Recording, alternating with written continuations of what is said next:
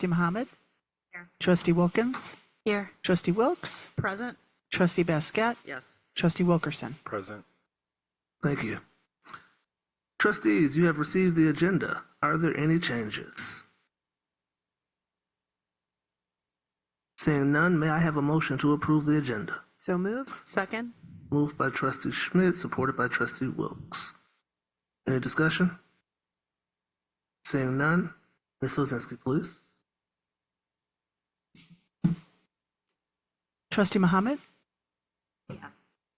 Trustee Wilkins? Yes. Trustee Wilkes? Yes. Trustee Basquette? Yes. Trustee Wilkerson? Yes. President Feaster? Yes. Trustee Schmidt? Yes. Motion carries. Thank you. I would now like to introduce the non-voting member at the table, Ms. Jazz Parks, Superintendent of Schools. Good evening, thank you. And I believe that brings us down to our special presentation. We now move to our special presentation about the Karen Thomas Fund. Ms. Parks, would you like to introduce this item? I would love to. Trustees, we have with us this evening Mr. Andy Thomas, former trustee of the Board of Education, who is here to talk to us about a special fund that is gifted to our schools to encourage literacy among our students. And so at this time, we'll welcome Mr. Thomas to the microphone.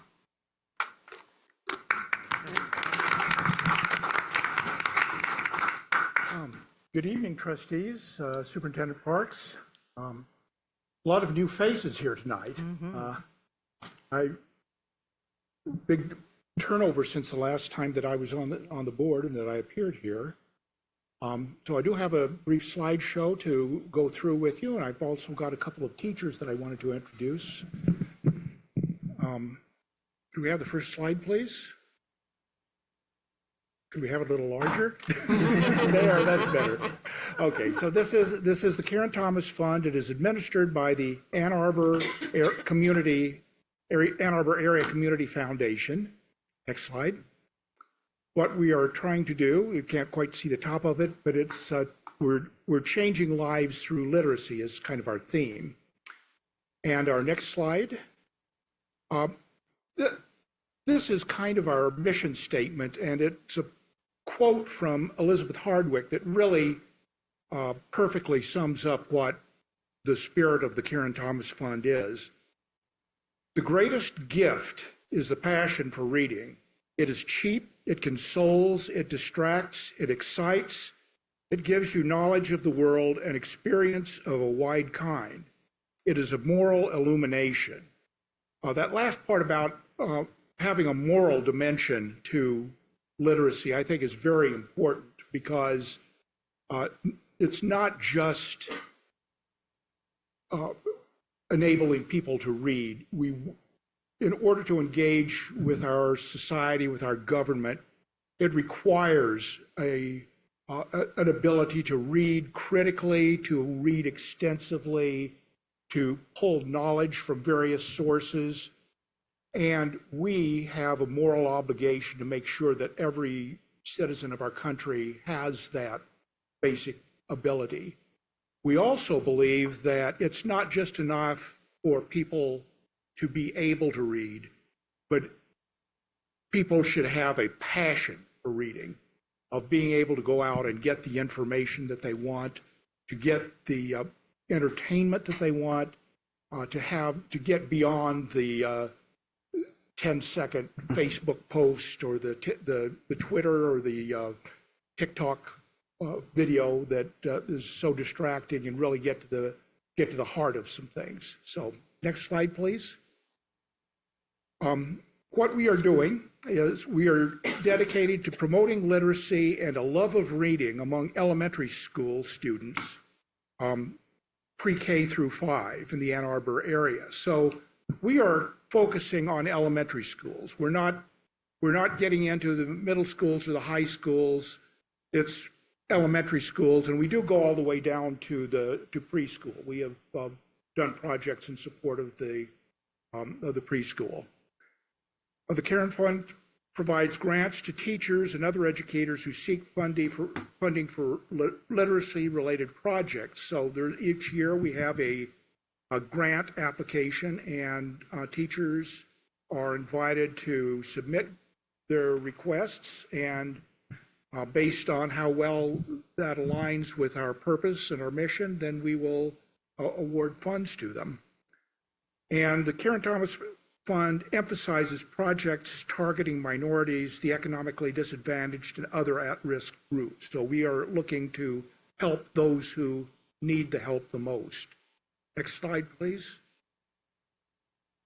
This began in 2009. It's named in honor of my wife, Karen Thomas, who passed away the prior year. She had been a volunteer in the Ann Arbor schools as a reader. She would always come in for March's reading month, even when she was going through chemotherapy. She always managed to come in and do that. She was also a writer. She worked for many years at the University of Michigan and was also a freelance writer for various national magazines. We started out under the guidance of the Ann Arbor area, the Ann Arbor Area Public Schools Educational Foundation. That disbanded in 2017 and was folded into the much larger Ann Arbor Area Community Foundation, which gives, I think, better service in terms of really minimizing any kind of administrative costs. We have given away over $116,000 in grants. They're all funded by private donations, though we did receive some gifts from Comerica and Wacker Chemical to support literacy. Next slide. Some examples of the grants that we have done. Real-world connections through informational texts at Abbott, and we're going to be hearing a little bit more about that tonight. This next one is really my all-time favorite of the grants that we've done. It's called Mirrors, Windows, and Sliding Glass Doors. And I love that metaphor because it just perfectly sums up what reading is able to accomplish. We wanted to have the concept of the mirror where a child can open a book and see themselves reflected in that book. That means having books that represent the full spectrum of the various cultures that we have in our community, and that's something that has often been lacking. We have not, but children need to see people in books that look like them, that experience what they are experiencing in their day-to-day lives. But next to the mirror, there's also a window, and you can look through this window and see people in completely different cultures, completely different countries, different times, people from thousands of years ago. And this expands everyone. Then the last step is the sliding glass door, and that is where the real magic in reading happens, because that's where you are able to slide the door, you actually step into the book, you are experiencing what it feels like to be in that book, to what the protagonist of the book is experiencing, the people around it, just as you would walk through a magic wardrobe into the land of Narnia, or maybe pass through a solid brick wall to get to platform 9 3/4 and board the Hogwarts Express. So all of these things are that really encapsulates what we're trying to do. Next slide, please. This is an event that is coming up tomorrow night, and I would encourage all of you to attend it if you can fit it into your schedule. It's the first annual Multicultural Literacy Night at Ann Arbor STEAM, and this was made possible by a grant from the Karen Thomas Fund. Next slide. Some of the themes of our grants, we do emphasize multiculturalism and diversity. We're trying to strengthen the links between the classroom and the community. We've done some projects, for example, with the Peace Neighborhood Center and the Bryant Neighborhood Center. Expanding and updating the Media Center materials. This is so important because books in the library go out of date very, very quickly, particularly science and social studies related books. And libraries often are struggling to find the funds to do a refresh of their publications. Some of them haven't had that for something like 20 years. So we are trying to help that out with that. And then the other one, finally, this is a more recent one, but we're trying to help supply funding to help the district address some of the setbacks in reading that have been experienced during the pandemic. Next slide. This is just a couple of pictures I've got. This is from the book tasting event that we had at the Peace Neighborhood Center. I'm sure you all recognize Bonnie Billups. And all the kids who came to that were able to select a book of their choice. The next one is, this was a social justice read aloud during Black History Month at Dickens Elementary. It was about a few years ago. The next is, this is at Abbott, and this is one of our wonderful building literacy specialists who is helping a young reader who is struggling, and with the support of Star, the fabulous service dog that they have at Abbott. So as you're listening to all of this, you might be thinking, well, this sounds a lot like DEI. Well, it is, and we do not apologize for that. We're very proud to do that. So I mentioned we have two of our teachers here tonight. I would like to introduce Dana Gartland, who is the librarian from Abbott, and Nicole Cooper, who's a Title I teacher at Hazley. They both just received Karen Thomas grants, and I invite them to come forward and tell a little bit about their projects. Good evening. My name is Nicole Cooper, and I'm the Title I teacher at Hazley Elementary School. As a Title I teacher, I support students in the classroom to provide reading and math intervention. I want to say thank you to Mr. Thomas and the Karen Thomas Fund for awarding Hazley with a grant to purchase books for our school book room. Part of my role as a Title I teacher in our building is being a part of our building support team. Our building support team consists of our EL teacher, building literacy coach, speech language pathologist, and building principal. Our building support team meets weekly to discuss student and building needs. As we were meeting at the beginning of the school year, we discussed as a team that one need we had was updating and adding to our book room. Last year, part of our book room flooded and we had to dispose of many books, so we're in the process of working to replace those books. All teachers at school have access to books in our book room. Our current enrollment at Hazley is 412 students, and all of these students will benefit with books purchased from this grant. Our classrooms include young 5s through 5th grade, severe CI, which was previously the SXI room, an ASD classroom for students with the autism spectrum disorder. Our grant committee is in the process of selecting books to purchase with this grant.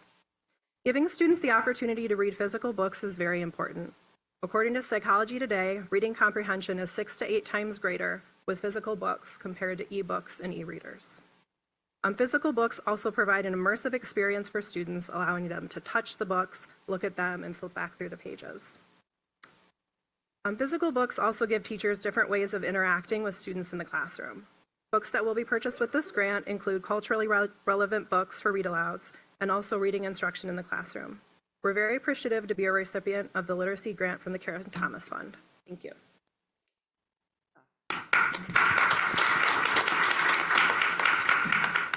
All right, I'm Dana Gartland from Abbott. I'm the librarian there. Come closer.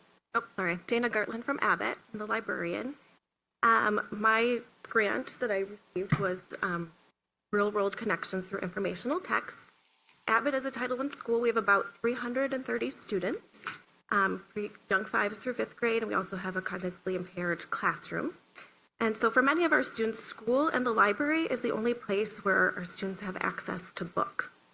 And the important thing about informational books is that they help foster critical thinking and information gathering skills.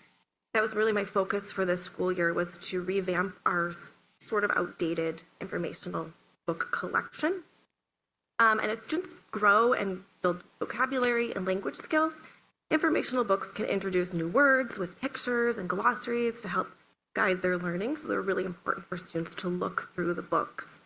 And since nonfiction books share facts and real life events, they're often great tools for making real world connections to build on their knowledge and their personal experiences. And so one of my favorite things in the library is to see a student grab a book and run over and show their friend, hey, did you know an octopus has 3 hearts? And for me, that's just so rewarding that they're finding joy in what they're reading and that they're learning and sharing it with each other. And so having a library that's full of relevant and interesting books goes well beyond the curriculum and the materials. All students in our school have access to these books, and they encourage deep critical thinking, a skill that goes well beyond school, and hopefully it will encourage their curiosity and lifelong learning. So with the grant, which I'm so appreciative of, we were able to purchase 72 amazing new informational books on baby animals, sports, careers, Barbie through the decades, biographies, books about instruments. I mean, it runs the whole span of knowledge. So I'm really excited for our students. They're really grateful. So thank you.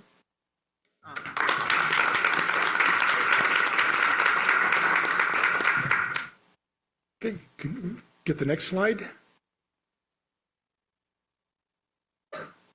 It's really a lot of fun to go out to the schools and see these grants and actions. I try to do that every year. I wanted to give a little bit of a commercial for why we need people to support the Karen Thomas Fund. And so starting with, we have no marketing or salary expenses. So there's virtually no overhead. All the money that comes in goes directly to the classrooms. We are targeting the most vulnerable students. We're helping to even out some of the inequities that exist in resources between schools. The PTO Council is also very involved in this, and we're very aware that some schools are fortunate to have a very active, well-funded PTO that is able to provide grants for their library, but a lot of our schools do not. I understand that you guys have had a little experience with budget cutting. Trustee Basquette and I were on the board about 12 or 13 years ago when we really took a big hit, and it was painful. And I don't know about you, Trustee Basquette, I still have bad dreams about some of the cuts that we went through. One of the cuts was that we placed a moratorium on the purchase of any new books or other materials for libraries and media centers. So no new books, okay? The Karen Thomas Fund stepped forward. We were able to provide the district with about $10,000 to help offset that. We are also want to encourage reading among many genres. That was mentioned previously, that we often think of childhood reading. We think of some of the classic children's books like Charlotte's Web and my own favorite, Alexander's Terrible, Horrible, No Good, Very Bad Day, which I also relate to that a lot. But it's also important to have diversity of subjects so that you can have up-to-date science books that where Pluto is not still a planet, and where anything having to do with space or technology goes out of date very, very quickly. So it's important that we update those. Strengthening the School Community Link, as I mentioned, we've worked with some of the neighborhood centers. And finally, and I think this is really the clincher, is that these grants go directly to teachers. In the budgeting process, as you know, as I know, from serving on the board, you have so much money you've got to budget, and off the top, you've got to pay everybody's salaries and benefits. You've got to pay for things like transportation, for food services, for custodial and maintenance, everything that's needed to keep the schools going. And by the time you get through all that, there's not a whole lot of the pie left over to filter down to the individual schools. And once it gets down to the individual schools, there's even less that actually filters down to an individual teacher. Well, our grants are completely the opposite. We are a bottoms-up funding agent, and we invite teachers to submit grants based on what they perceive as a need in their classroom or their library, and if it is meets the goals of the Karen Thomas Fund, then they can receive a couple of $1,000s, sometimes more. I think the biggest single grant we gave was 5 of our building literacy specialists got together the year after COVID when everything was trying to coalesce, and we provided $15,000 to provide books that are helpful in literacy and were intended to help overcome the learning loss that took place during COVID. So that's a big part of what we're doing, is giving this money directly to teachers. So next slide. So how can you help? Well, I guess the biggest thing you can do is to spread the word in the community about the Karen Thomas Fund. We would love to have individual contributions from board members and also from our audience. Anything that you can do to help get the word out about the work that we are doing. And there's a couple of ways that you can donate. One is you go to the AAACF, that's the Ann Arbor Area Community Foundation website. You click on the Give Online button, and this will take you to the Donate Now page. There's a menu where you can select a specific fund, because they administer literally thousands of different grants. But just type in Karen Thomas Fund, and that will pop up. And from there, you select that, and then you just go to the shopping cart the way that you would on Amazon or wherever. Or if you want to do it old school, you can simply write a check to AAACF. Be sure to add Karen Thomas Fund in the memo so that it doesn't get just sunk in the general fund. And then mail it to the Community Foundation. Their address is on North Main Street in Ann Arbor. So next slide. I just would be glad to answer any questions that anyone has. Trustees, any questions for Mr. Thomas? I have a comment. First of all, I just want to thank you for helping those who need the help the most. That was your exact quote. I appreciate that. I also appreciate your reference to the mirrors, windows, and sliding glass door. Ensuring students see themselves in literature. I just love that analogy, that every child needs to see themselves reflected in what they're reading. And I certainly appreciate that. And there's so many other things you could probably be doing with your time. And the fact that you're doing this just really says a lot. You're helping our children in our classrooms throughout the district. And literacy is definitely something that we're really focused on. And like you said, the pandemic, there was a lot of learning loss during that time. And so we appreciate you, and I appreciate you doing what you're doing. So thank you. Yes, thank you very much.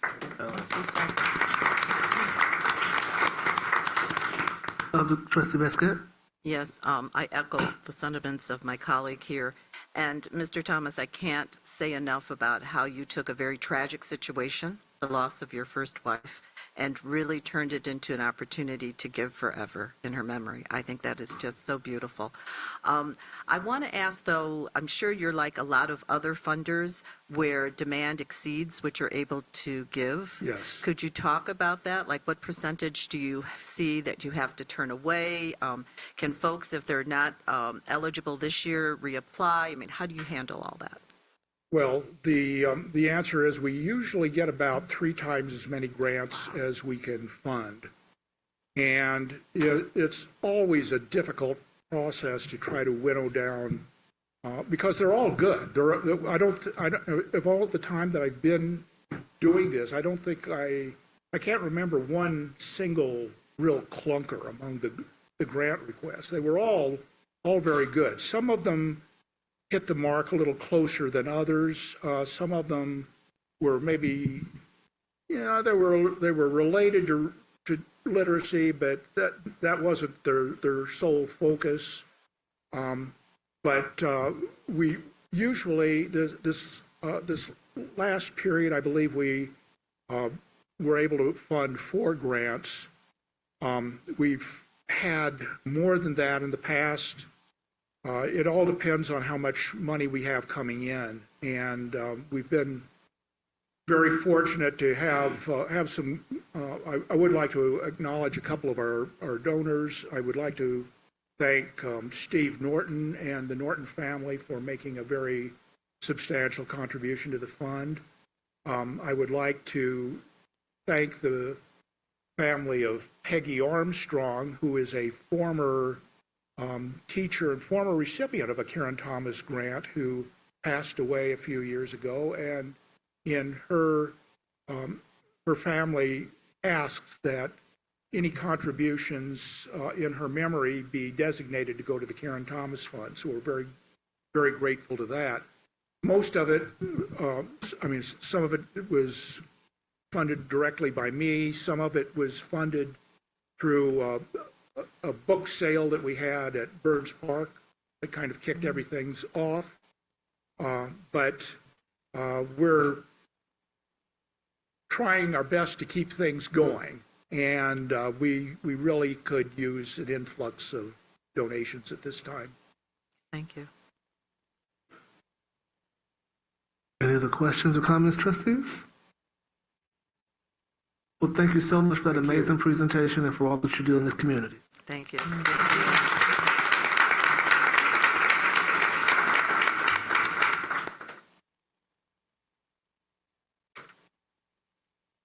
I believe that brings us down to public comment.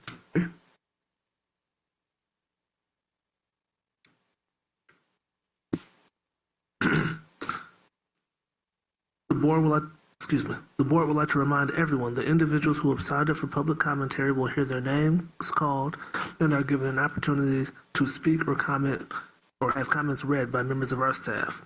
Commenters will receive up to 4 minutes, with a total of no more than 45 minutes allowed for the public commentary period. When your name is called, please come forward and speak at the microphone. To help manage your time, a clock will be placed on the screen in front of you.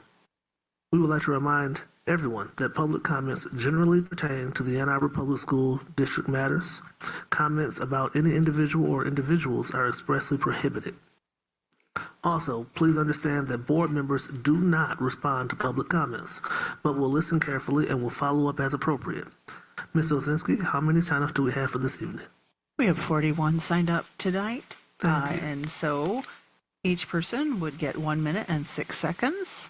All right. And if you hear your name, you can just come on up to the podium. We have Rima Asuna, followed by Woodrow Williams II.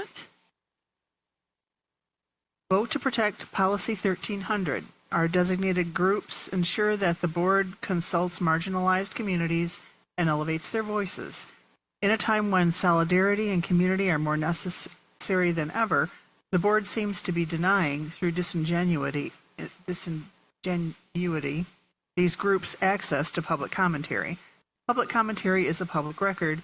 It should inform the board's work. Please vote to protect the advisory groups and to protect popular and democratic communication with the board. Next is Woodrow Williams II, followed by Jocelyn Hunter Young. Good evening. I want to be clear about why I'm here speaking before you for the second time in as many weeks. Despite the density of my own schedule as a husband, father of 3, full-time master's student, amongst many other things, as a multicultural Christian man with an Arab-American Muslim wife, 2 teenage stepchildren at Clegg and Skyline, and a 9-year-old half-Korean daughter at Angel, I speak for many. Some of the same many that consider changes to Policy 1300 will make more difficult for them to speak for themselves. I am here because I am a lifelong resident of Washtenaw County, a decades-long active member of my community, representative of multiple aspects of this community, that this community-elected board is for some reason going out of its way to effectively mute by considering making it more difficult for marginalized members of this community to come before it and be heard. To alter the status of any of these board-sanctioned groups, other than to increase their access and ability to be heard by this board as a matter of standard practice, is an unnecessary, self-inflicted wound to yourselves and the support you receive from this community, and unconscionable within the current socio-political climate. And this community will hold you to account if your conscience does not. Thank you. Jocelyn Hunter Young, then Susan Kenny. As a kid attending APS over 20 years ago, my most vivid memories about being Asian American are when I got called in to talk to the principal or a teacher alone after class. These moments felt like I was getting in trouble because I had brought up concerns about racist hand claps on the playground or stereotypical representations in class. As a parent of kids in APS now, I'm excited that their memories are much more positive, and this is in large part due to the author visits organized by APISA. My kids have multiple district-supported examples of positive representation of their heritage and other APIA cultures. Additionally, their peers, whether part of the APIA diaspora or not, also share in these experiences of seeing meaningful representation. The work of APISA has truly helped the district lead by example in support of these efforts, demonstrate care for our students through the inclusion of diverse stories, and inspire my kids to be creative and consider more possibilities for their own futures. Thank you. Susan Kenny, then Catherine Shaw. Don't silence marginalized voices at Ann Arbor Public Schools. These groups help these people to be heard and to participate in board meetings and make comments. These marginalized groups need to be supported and be allowed to actively take part in relevant discussions. This is especially needed in Ann Arbor, which has a very diverse, educated population. A city of this caliber, considered the most educated city in the United States overall, according to Wallet Hub, should continue to stand out as a leader. Catherine Shaw, then Ji-Hai Chung. I had the opportunity to join a virtual meeting with the author Grace Lynn. Her presentation in response to questions from the host helped me to develop good ways to talk with my grandchildren about the experiences of members of our biracial family. I appreciate having sessions like this to help me support a younger generation as they think about who they are and their role in the world. Ji-Hai Chung, followed by Linda Khalil. If there are any plans to cut down on any support to parent advisory groups, especially those parent groups that have specific community ties, like the Asian American Parent Advisory Group, I plead to the board to reconsider. Ann Arbor is a vibrant and unique community because of its diversity and willingness to accept others despite differences. Unity can only be achieved by recognizing ourselves and other people as a whole and as they are. Attempting to unify the community by forcing unilateral decisions without regard to specific requests or demands that could exist within our community due to differing opinions will only last in more resistance and animosity. As a Board of Education, I am sure that you mean only the best for each and every student in AAPS. Each and every student, including your children, including your neighbors' children, are unique in every way and should be cherished in every way, regardless of their backgrounds. These parent advisory groups are not here to hinder anything that the board is trying to do, but are here to support what the board does, or to critically examine what the board does by making productive suggestions. Linda Khalil, then Bill Hanna. I'm writing as a parent, community member, etc., to express my opposition to the proposed revision of Policy 1300 that would strip groups of their standing and access to the board. In a time of fear, division, discrimination, and lack of trust in public institutions, the BOE needs to send a strong message that minoritized groups and students are respected and valued at APS. Please don't silence our voices. Bill Hanna, then Caroline Simro.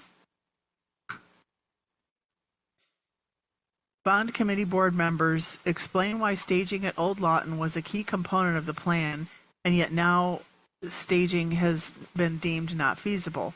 What are the costs and schedule impacts? What other surprise changes are in store as this infallible plan unfolds? A simple traffic study was too much to conduct in 2021? How did this slip through Gilbane and your experts for the last 5 years of planning? Caroline Simro, then J. Star Boz. The Asian student population in our district makes up 13.45% of the student body, not including those who identify as mixed race like my two sons. During COVID, there was a surge of racism against Asians, and it was in response to this surge that APISA was formed. It would have been easy for my sons to hide behind their white identities, but through APISA-sponsored events, my sons found a space where they could embrace their Asian heritage fully. My oldest son, an AAPS graduate, took his experience with the APISA Youth Theater Initiative and started a theater group in his college to promote APIA and other people of color. My younger son participated in the APISA group poem event with Carlina Dewan. In school, he gets excited when there are any references about his heritage, which he notices are very few in number. So for the 13.45% of the student population, in addition to the percentage that are mixed race, there is a need for a group that promotes the APIA identity. APISA is a group of volunteers who identified the need to infuse more positive APIA influences through book drives, author visits.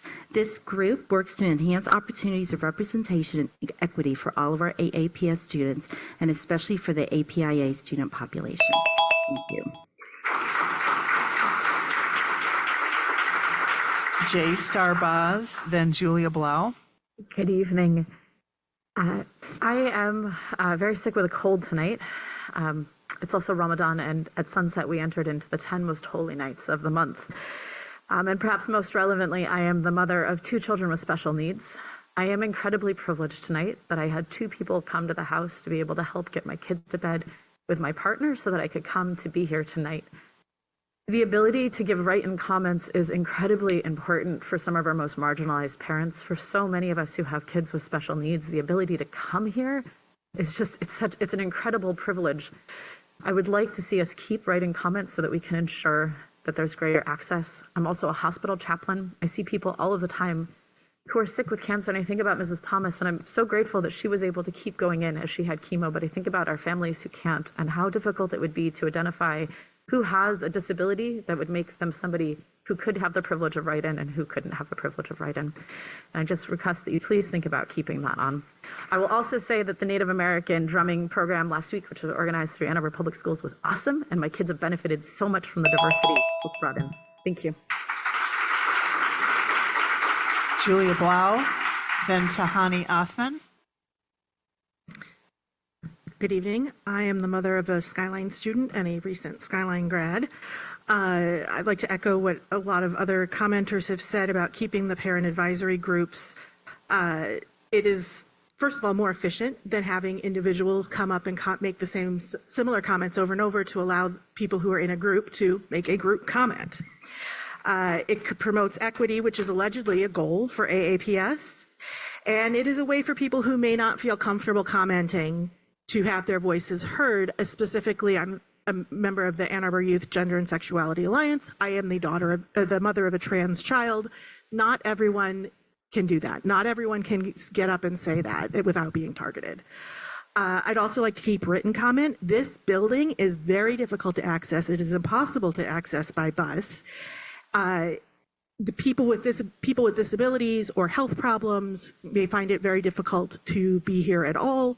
People with small kids, this is a really inconvenient time. My kids are teenagers, so I'm able to be here. I'd also just, with my 2 seconds, support trans kids. Tahani Othman, then Sonia Chawla. I am a newly retired AAPS teacher. I started my career in a public school district in Downriver community in 1991, where any attempt at DEI was immediately shut down. In 2004, I was overjoyed to be able to begin teaching in my hometown. In AAPS, not only was I encouraged to share my heritage with students, I was invited to share my expertise with teachers and staff. All of that unfortunately changed after October 7th. Since then, the climate for Arab, Palestinian, and Muslims in our district has deteriorated. Tonight, I'm concerned that the rushed changes to Policy 1300 will further escalate the dismantlement of all of the work centering equity that has been done in our district.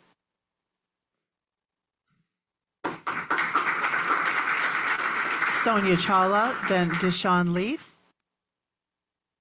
Good evening, trustees and Superintendent Parks. The Trump administration has been eliminating public commentary from the federal rulemaking process. Don't be like the Trump administration. Curtailing expression of community voice is an authoritarian tactic, which is not how we do things in Ann Arbor. Keep allowing write-in public commentary to be read at meetings and providing a space for all board-recognized associations to speak at board meetings. Thank you. Deshawn Leith, then Laura Hauk.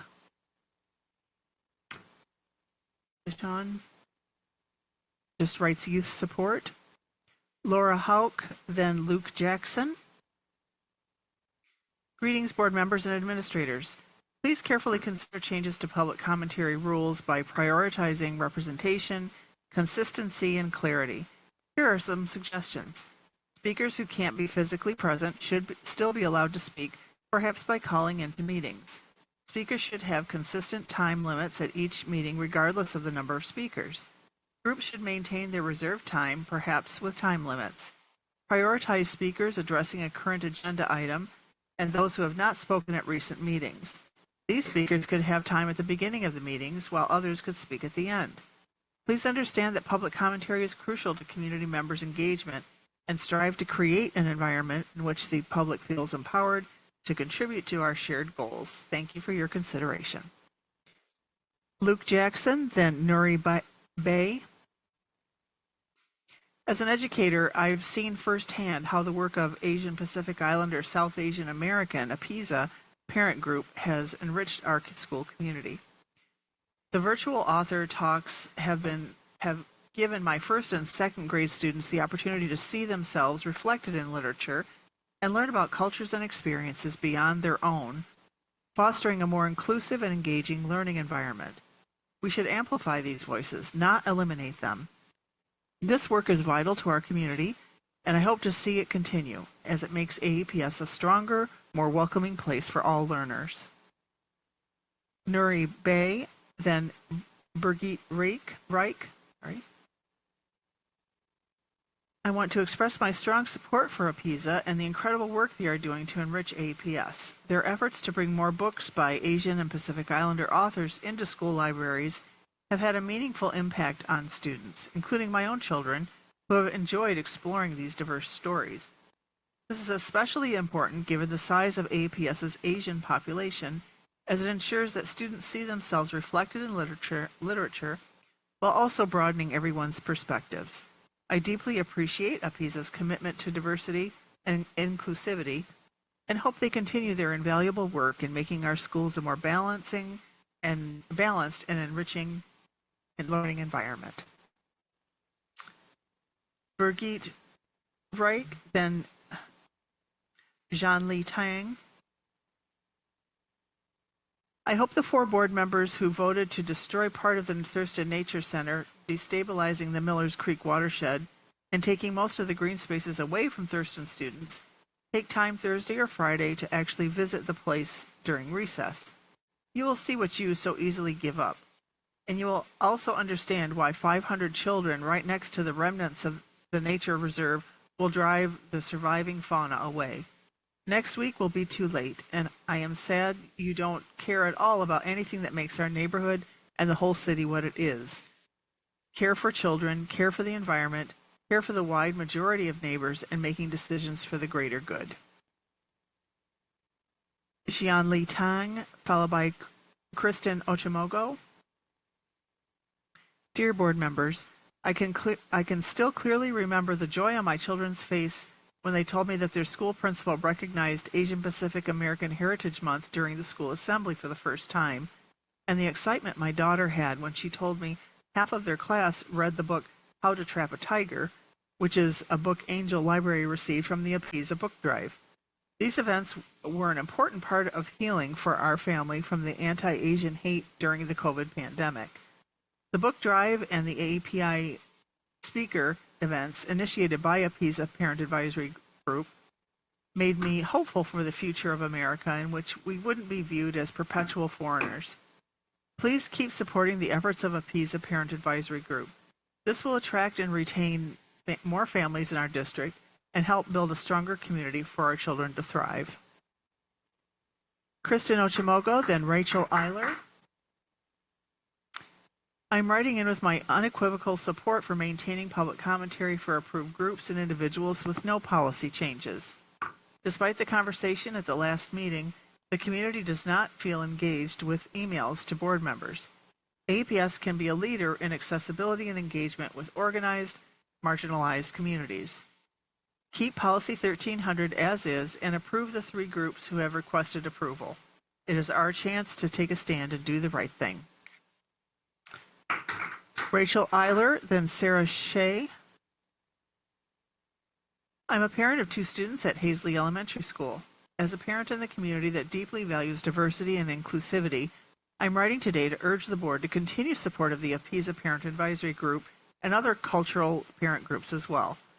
I would like to highlight the amazing virtual event that the Apisa Group organized in May 2023 for Apisa Heritage Month. The group arranged 3 student-centered virtual talks from well-known Asian Pacific Island American authors. My children and myself were thrilled to attend a talk with Grace Lynn, an author whose books we had discovered and loved at the library. To be able for my daughters to meet a beloved author and participate in a draw-along made me feel so proud to be a parent in a school system that can bring such a talented author. What a great opportunity for children to be able to see themselves represented in lovely storybooks. For my kids, it's amazing to see protagonists from other cultures who have the same problems, fun, and imagination that they do. I can't express enough how taking the time to celebrate our similarities and differences means my 2 girls, myself, and our APS community. Sarah Shea, then Hind Omar. Public commentary and board-approved group reports are designed to amplify the concerns and needs of our community. The ability to present concerns in public holds both the board and the community accountable when we all bear witness to the experiences of teachers struggling to pay their bills, children experiencing discrimination in their schools, and families in Title I schools advocating for equity. The proposed policy changes will negatively impact accessibility. Do the right thing. Do not change the public commentary or group report policies.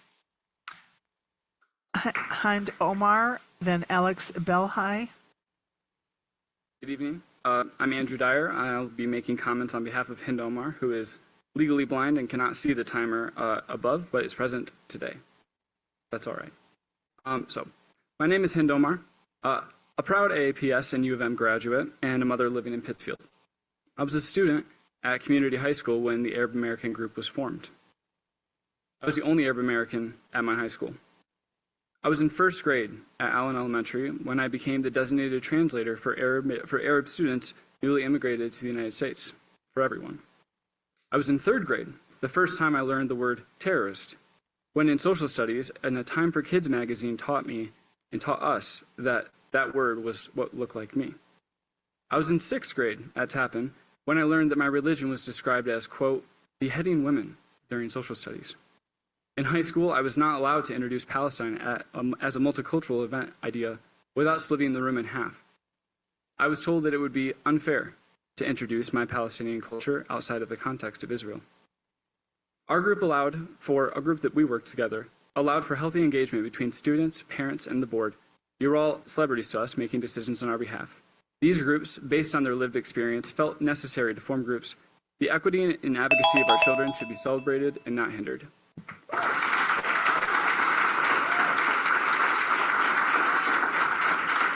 Alex Belhaj, followed by Kristen Abuzar.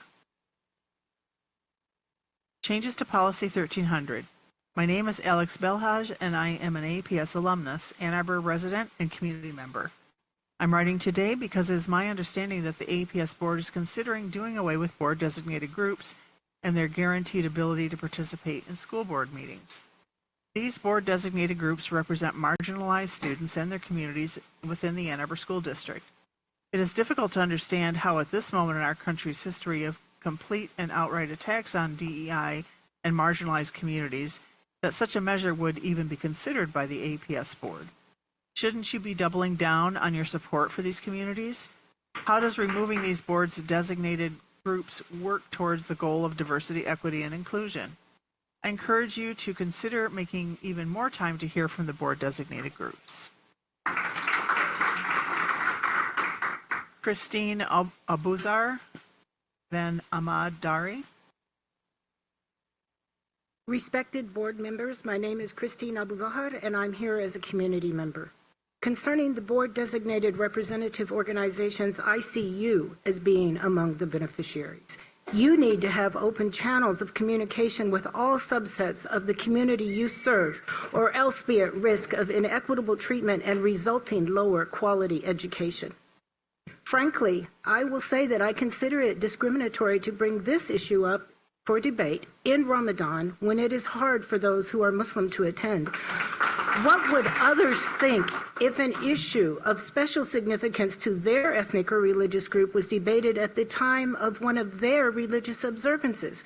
And seriously, with a start time of 7:45 when the fast today ended at 7:47?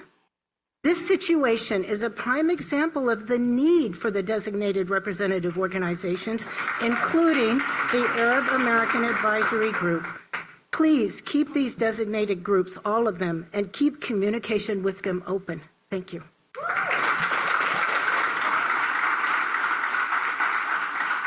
Ahmad Dari, then Jennifer Oldham. Ahmad Dari. Jennifer Oldham, then Hassan Shanawani. Here are my public commentary suggestions. 1. Maintain groups with speaking status and consider new applications on the basis of relevance to education or protected characteristics as laid out in the Michigan Constitution: race, sex, color, ethnicity, or national origin. Most of these groups rarely speak, and this section of your meetings is not lengthy. 2. Allot speaking time to those who are present or make advance arrangements to speak by phone as needed for reasons including childcare, disability, lack of public transportation, and scheduling conflicts. Limiting speaking time to those who are present in person or on the phone will reduce the time spent on public commentary and meetings. B. Continue to collect and share written comments as you currently do. This is public discourse. In contrast, emails to the BOE are not automatically or quickly public. Consider adding a column to your calendar with a link to written public comments, meeting minutes, and meeting recordings. Thank you for considering these suggestions and finding ways to engage your constituents that protect public discourse. Hassan Shanawani, then Hardeep Balina. I regret I can't join you tonight as this meeting time overlaps with our worship during the month of Ramadan. Please accept these written comments. Regarding removal of advocacy groups, please keep the current groups and add more, especially with prevailing social and political conditions. More than ever, the APS board and the students, faculty, and staff it serves will all benefit from input from affinity groups and community organizations. I myself, this time last year, presented the proposal to add a new group to serve the AA Muslim community alongside our Jewish friends and neighbors. To date, neither organization was allowed it. Please don't remove more groups. Keeping them is better for all. If the issue is efficiency of meeting management, there are thoughtful ways to keep the groups without sacrificing more effectiveness. Thank you. Pardeep Belina, then Allison Carey. It's incredible to see the impact of the Asian Pacific Islander South Asian American APISA parent group in bringing Asian American authors into schools and collecting books that reflect the diverse stories of our communities. Representation matters, and when students see their own cultures, histories, and identities reflected in literature, it fosters confidence, pride, and a deeper connection to reading. My 9-year-olds are even entering writing contests, not only because of their love for reading, but because they have many examples of diverse authorship in children's literature, something neither of their parents had growing up. Allison Carey, then Mohamed Ibrahim. Please continue to allow writing public commentary. It allows for more transparency and more open dialogue and improved community engagement. This would be a big step to restore trust instead of further alienating communities, teachers, homeowners, students, and parents of school-aged children. Like myself, please consult the Huron River Watershed Council and city and state experts regarding Miller's Creek Shed. The maintenance and care of the Miller Creek Shed and the Thurston flood mitigation is through a long committed partnership with the city, county, township, and the University of Michigan. Please honor this partnership for the sake of health and safety and best possible outcome given the circumstances. Mohamed Ibrahim, then Shireen Ashkar. Thank you. Good evening. Dear board members, I am deeply concerned about the proposal to eliminate the board-designated advisory groups. As an Arab American and a parent of 4, this touched me very greatly. I am an educator at the University of Michigan, and I have dedicated my life for diversity for all the students, and I would love to see that going on to my kids. In life, we have seen over and over how eliminating supporting system will fire back and get worse results rather than serving the purpose that it was proposed for. These groups represent the critical space for addressing disparities and fostering belonging. The goal should not be to remove them, but to strengthen their presence and their existence. Now, I want to say something, and you probably have heard it a lot in the past. This country is a melting pot, and our groups are the flavor of this society that need to be existing all the time. Thank you very much.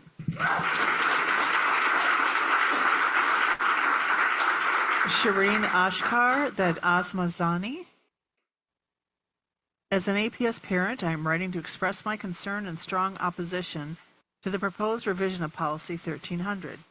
By removing these board-designated groups, you would be cutting a vital line of communication with administrators, educators, parents, and students who make up our district. By removing these groups, you would be telling us that our voices do not matter and that our already marginalized communities are not welcome. These groups provide critical representation, ensuring that all perspectives are heard and valued in shaping our schools. Eliminating them would be a step backward in fostering an inclusive, engaged, and responsive district. I urge you to consider this proposal and prioritize equity, transparency, and community involvement in your decision-making. Asma Zani, then Sadaf Ali. Changes of policy. It seems like many of the reasons given for no longer recognizing the board-designated groups were disingenuous and tone-deaf. I would ask for one to sit and think back as to why these groups formed in the first place. I would ask one to think of the great efforts that were made for these initiatives so that these groups can exist and be seen and heard. Have we reached our aspirations? If we look around today, are these groups safer, heard, seen? And when an injustice strikes them, does our group board and the like combat with equal or greater force? These are all rhetorical questions because the answer is simply no. There is still much work to be done. Let us work together. Let our marginalized groups and students feel respected, heard, and seen. Thank you. Sadaf Ali, then Kate Curry. Good evening. I'm Sadaf Ali. I'm an educator, a parent, and activist, and the chair of the Progressive Caucus for the Michigan Democratic Party. I understand that the Ann Arbor School Board is continuing to review Policy 1300 and is considering removing all board-designated groups. These groups have historically allowed marginalized communities such as special needs, Arab American, LGBTQ, etc., to voice their concerns directly to the board. In the current climate, these communities should be given further protection, not less. The Ann Arbor Public School District is incredibly diverse, and that diversity needs to be celebrated. Policy 1300 will result in the district losing a vital source of external expertise, insights, and community engagement. This can lead to a narrower focus, potential missed opportunities for improvement, and a weaker relationship with the local community. Designated school boards are designed to give the community a voice in their children's education. They not only advocate for students, but also provide accountability and transparency for a school district's performance in student achievement. At a time when our schools are being attacked, it is imperative to include marginalized voices. Kate Curry, then Sarah Thompson. My name is Kate Curry, and I'm both a Lawton parent and a resident of the neighborhood next to the school. The lack of clear communication and meaningful community involvement in this project is unacceptable. After 6 months of silence, an open house was scheduled, but notice was last minute and ineffective. Only about 40 homes directly next to the school received door tags, while hundreds of others were left out. Parents weren't even emailed until 48 hours before, buried in a newsletter. The signage was also misleading. Signs didn't mention the open house at all, just a QR code. The Gilbane representative admitted the date was left off because adding it would make the text too small. That's not an excuse. It's a failure to communicate the most basic and essential information. Separately, I would urge the board to continue allowing written public comments and not change Policy 1300.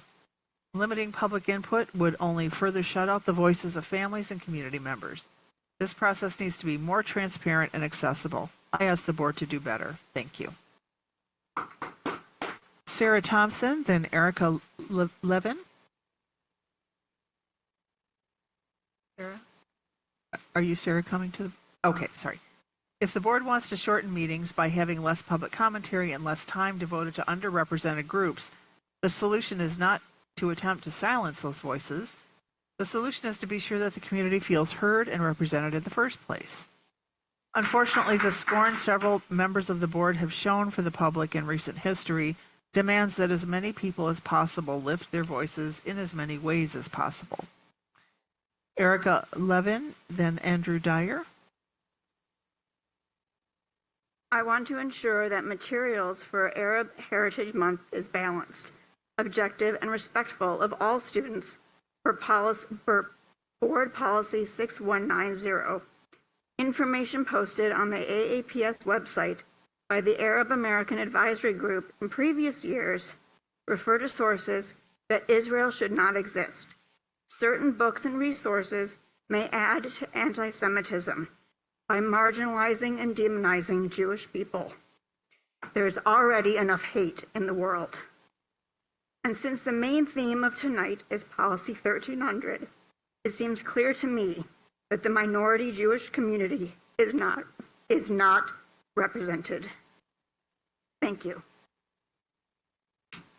Andrew Dyer, then Nancy Khalil. That's all the time. Good evening. So tonight, a wonderful presentation was made to this board that gives me hope as I raise my 2 Palestinian children to find books that represent them and find happiness in them. And as was mentioned earlier from a member of the board, it's important to, quote, help those that need help the most. I would also add on to that, also when they need help the most. Timeliness is paramount. Removing the title of designated groups strips opportunities from important groups, such as those described tonight, parent organizations, and also those as the existing policy states, those collective bargaining employee groups, which, and my mother, a teacher of over 15 years here in Michigan, always seemed to mention how important those pesky collective bargaining employee groups are in being able to convey to who they need to convey in a timely manner. The standing opportunity to communicate with the board allows for timeliness and response. And additionally, as the policy also states, the board is within its rights to add additional groups that they want to provide that opportunity to. Thank you. Nancy Khalil, then Michael Lempert. It is the month of Ramadan. Muslims fast from dawn to sunset. Sunset in Ann Arbor today is 7:47. You scheduled a meeting for 7:45. In addition to eating the first meal of the day, Muslims also need to pray the sunset prayer before the night time one at 9:10 p.m. Your meeting timing is causing undue hardship on fasting Muslims, of which there is a large population in Ann Arbor. You want to eliminate your designation of all community groups when you need to be adding them. You want to eliminate your public online commentary at the same time, so I wouldn't even have this forum to be heard through a narrator. I didn't choose to move to Ann Arbor because it was an exclusive city that only accommodated the privileged. I moved here because it was supposed to be a welcoming city that wanted to accommodate and care for all of its residents. I have never felt less cared for or welcome living anywhere. Michael Lempert, then Yasmin Mall. I'm a Jewish American parent in AAPS who was alarmed to learn of the proposal to eliminate the board-designated status of parent advisory groups. For the board today, I have a question and a comment. The question is simple. Why is the board even considering this? The board has failed to explain the problem that has led it to want to eliminate the status of board-designated groups in the first place. Simply put, what problem is this trying to fix? Second, eliminating designated status follows the same logic of eliminating DEI. It resembles what the Trump administration wants to do. It would mean that AAPS would now treat all students as if they enjoyed the same privileges of inclusion. I wish they did, but they do not. That is the whole point of diversity, equity, and inclusion. DEI challenges us. It challenges us to recognize who within our diverse community needs special attention due to discrimination so that our schools become truly fair, truly equitable. This is why it's urgent to maintain board-designated status. Yasmin Mall. As parents, we have asked the board repeatedly to explain exactly why it is considering no longer distinguishing specific groups as board designated. We have yet to get a clear and honest answer. To whom is this designation upsetting? If it is upsetting no one, then why get rid of it? When the Arab group was formed in 2011, there was a range of hateful and racist comments directed against it. And in the years since, this racism has grown and can now be heard openly at the highest levels of our government. Just on March 15, NPR reported that after a recent change by the Trump administration, the federal government will no longer explicitly prohibit contractors from having racially segregated restaurants, waiting rooms, and drinking fountains. Let that sink in for a second. In these United States, in the year 2025, our government is okay with for whites only signs. I urge you to consider carefully the harms of eliminating the board designated status at such a frightening time. To accept the arguments that this constitutes preferential treatment for minorities is to accept Trumpism. That concludes public commentary. We appreciate hearing from our community.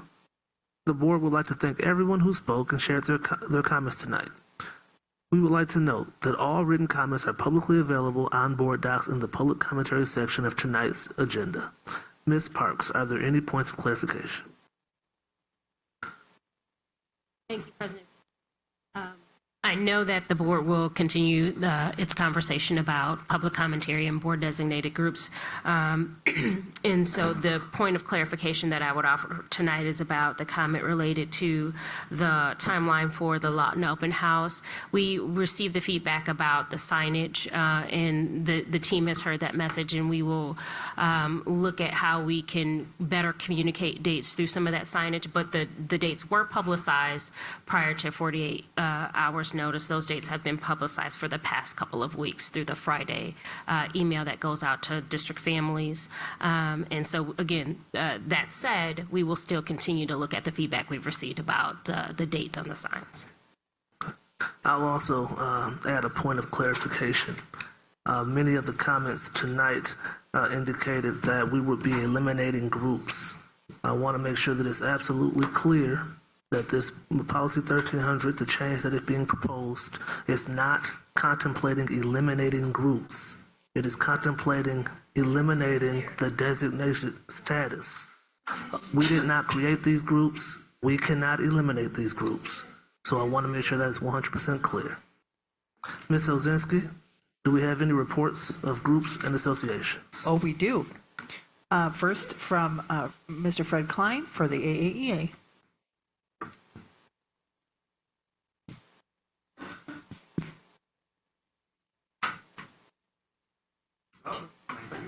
Good evening, trustees, Superintendent Parks, Ann Arbor Public Schools community, and all my fierce and dedicated AAEA colleagues that are here or listening in from home. My name is Fred Klein, and I'm the president of the AAEA, which is the union that represents the professional and teaching staff of the Ann Arbor Public Schools.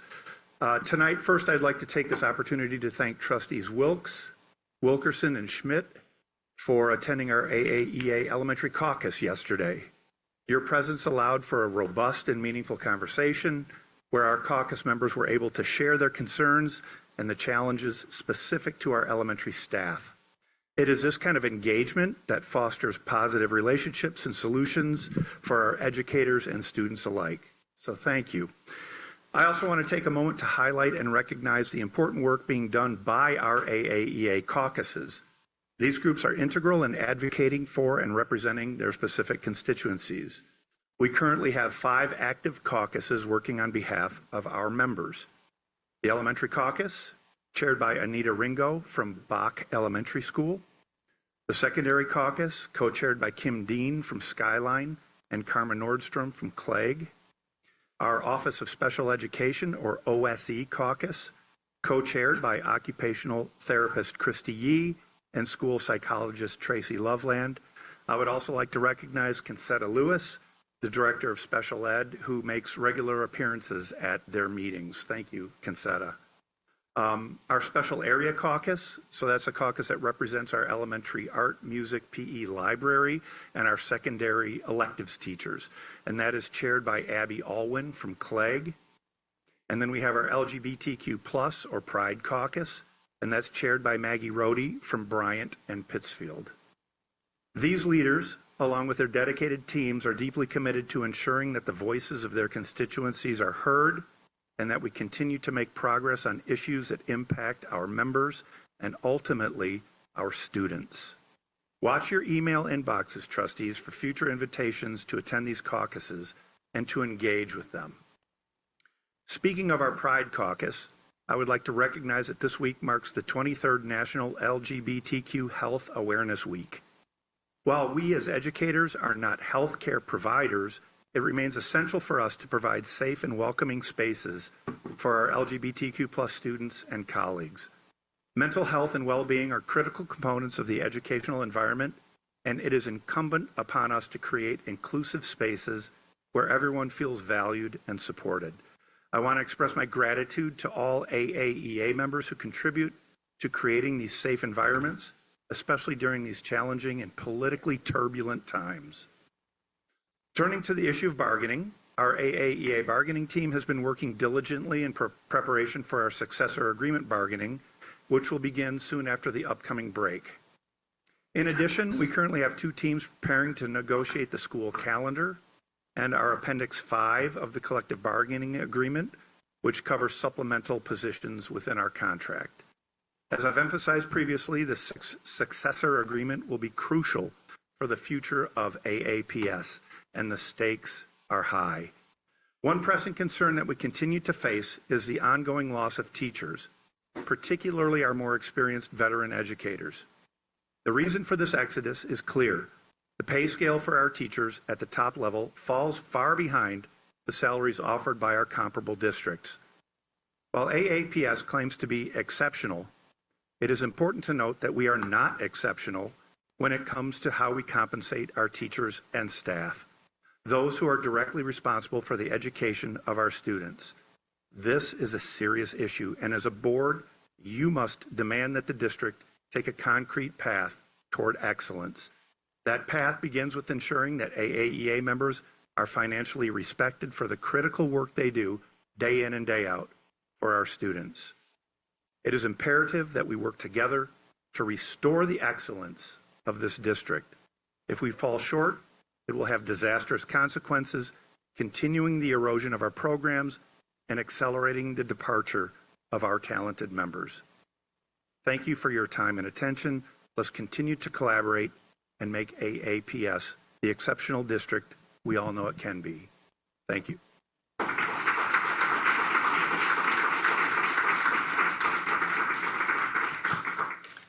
Next, we have a report from the Ann Arbor Public Schools Arab American Advisory Group. Sorry.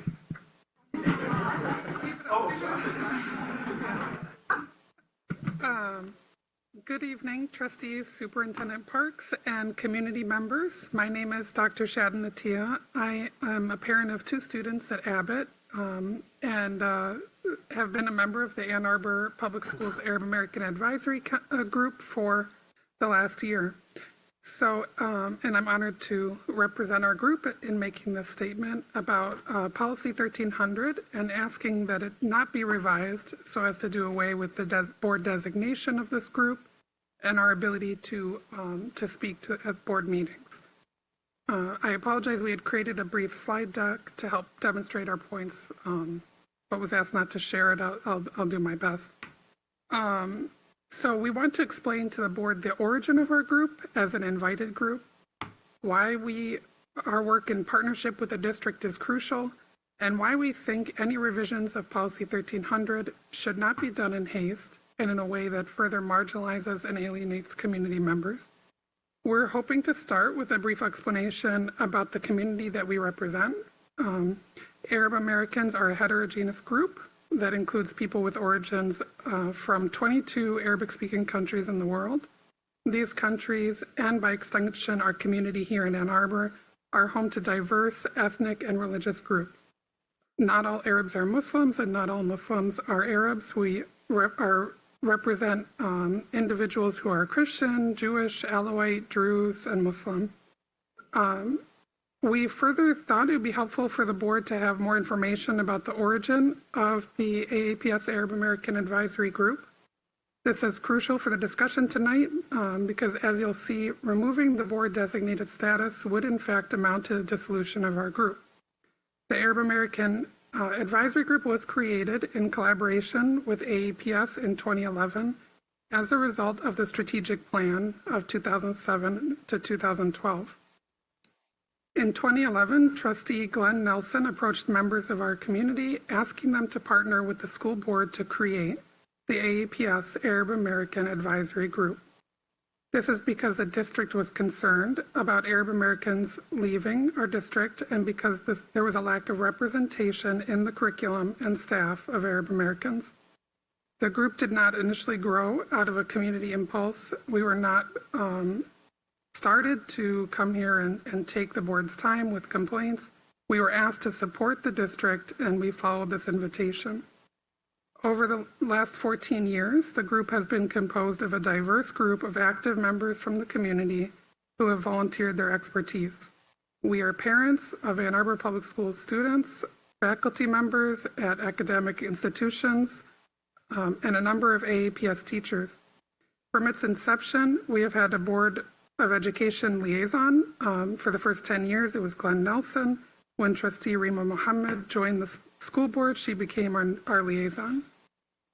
The Arab American Advisory Group has worked closely with the district to benefit all the students since 2011. We've facilitated programs with the University of Michigan, the National Arab American Museum, and the National Arab American Orchestra. We have supported teachers by connecting them with experts and resources. When we enrich AAPS programs, we enrich the education of all of our students. We've served as community liaisons and a resource for superintendents in moments of crisis. Currently, we are hoping to support the district as it addresses the September 2024 findings of the U.S. Department of Education's Office of Civil Rights that AAPS has failed to comply with Title VI obligations when it dealt with a racist comment made by a counselor to a student of Palestinian descent. We commend the district in their voluntary cooperation with the OCR, and we look forward to supporting them in their efforts to address this. As we've laid out, our group's origin is one of partnership and volunteering our expertise, our time, our efforts, our resources in order to support the district in its efforts to meet its strategic goals and counter the enrollment crisis. This has been a partnership based on trust, mutual respect, and a desire to improve the educational outcomes and resources for all students in our district. We're not asking for preferential treatment or status. We're highlighting that the Arab American community is facing discrimination, marginalization, and lack of representation, both nationally and locally in this district. We ask the board to remember that equality and equity are not the same. As such, a board that is dedicated to achieving equity for its students should continue to strengthen the partnerships that provide resources for Arab Americans and others in our district. We're opening to deepening the formal relationship in any way that the board is interested. For us, the appropriate and natural venue to discuss the parameters of this partnership in terms of the frequency of meetings, reports to the board, or communication is the Equity Committee. That forum is better suited to discuss in detail what an equitable and productive relationship between the board and all groups would look like. Formalizing and clarifying the criteria for these partnerships would benefit the board and the district in the long term, as it would assure that marginalized groups have access to the Board of Education. We're therefore asking you to vote no on changing Policy 1300 at this time and ask you to direct the Equity Committee to take up this question. Abolishing these groups will contribute to furthering the racist and deeply anti-democratic forces currently governing our country. It will send a message that the board doesn't value the grassroots community work that makes our city a vibrant, democratic, and strong place. We need to all work together to resist these forces in our local institutions and not take our inclusive environment for granted. Thank you.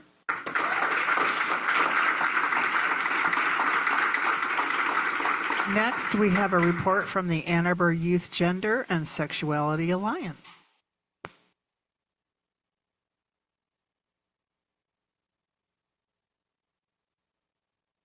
Okay, I'll need to put this back down again.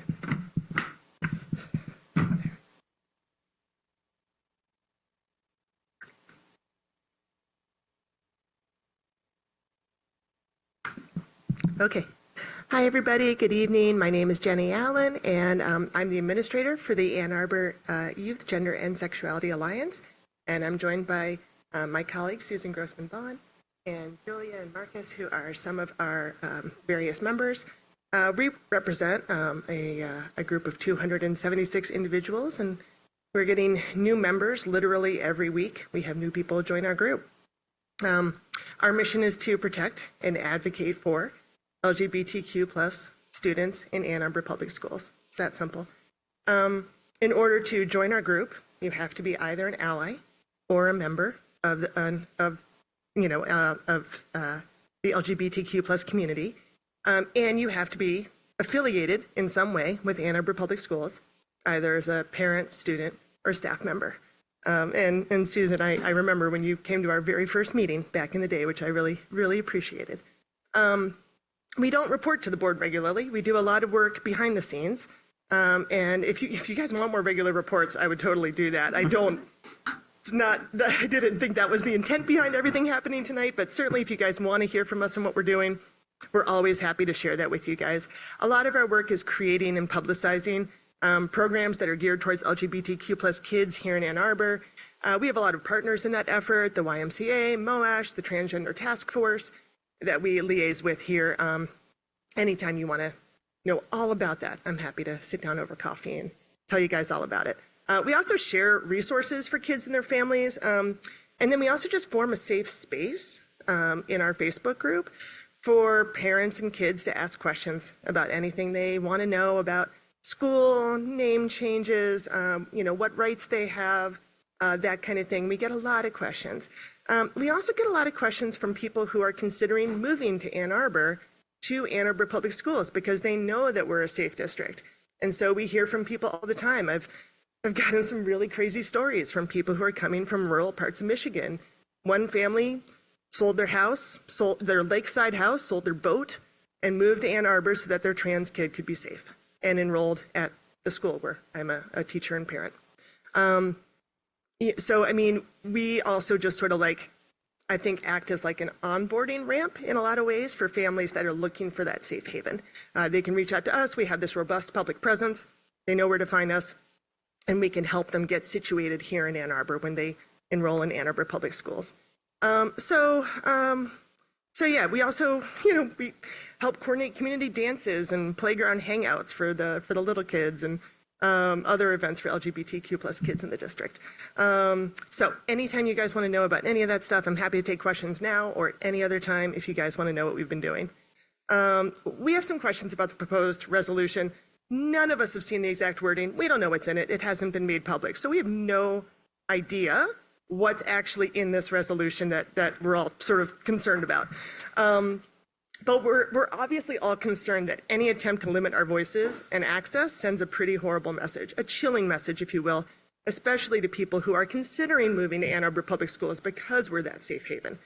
At this moment in history, it's really not a good look, right, to be limiting the voices and access and representation of marginalized populations.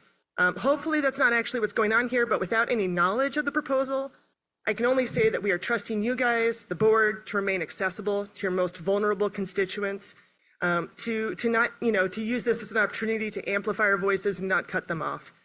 We are, in many ways, your ambassadors to the larger community, and we're just asking you guys to continue to support us so that we can continue to support LGBTQ plus students here in Ann Arbor Public Schools.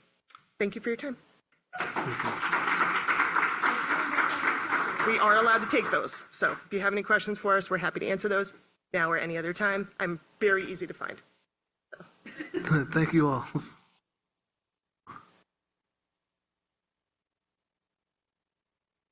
Are there any other reports of groups and associations? Yes. Okay. Who is? Wake up. Next we'll hear from the Asian Pacific Islander South Asian American Group.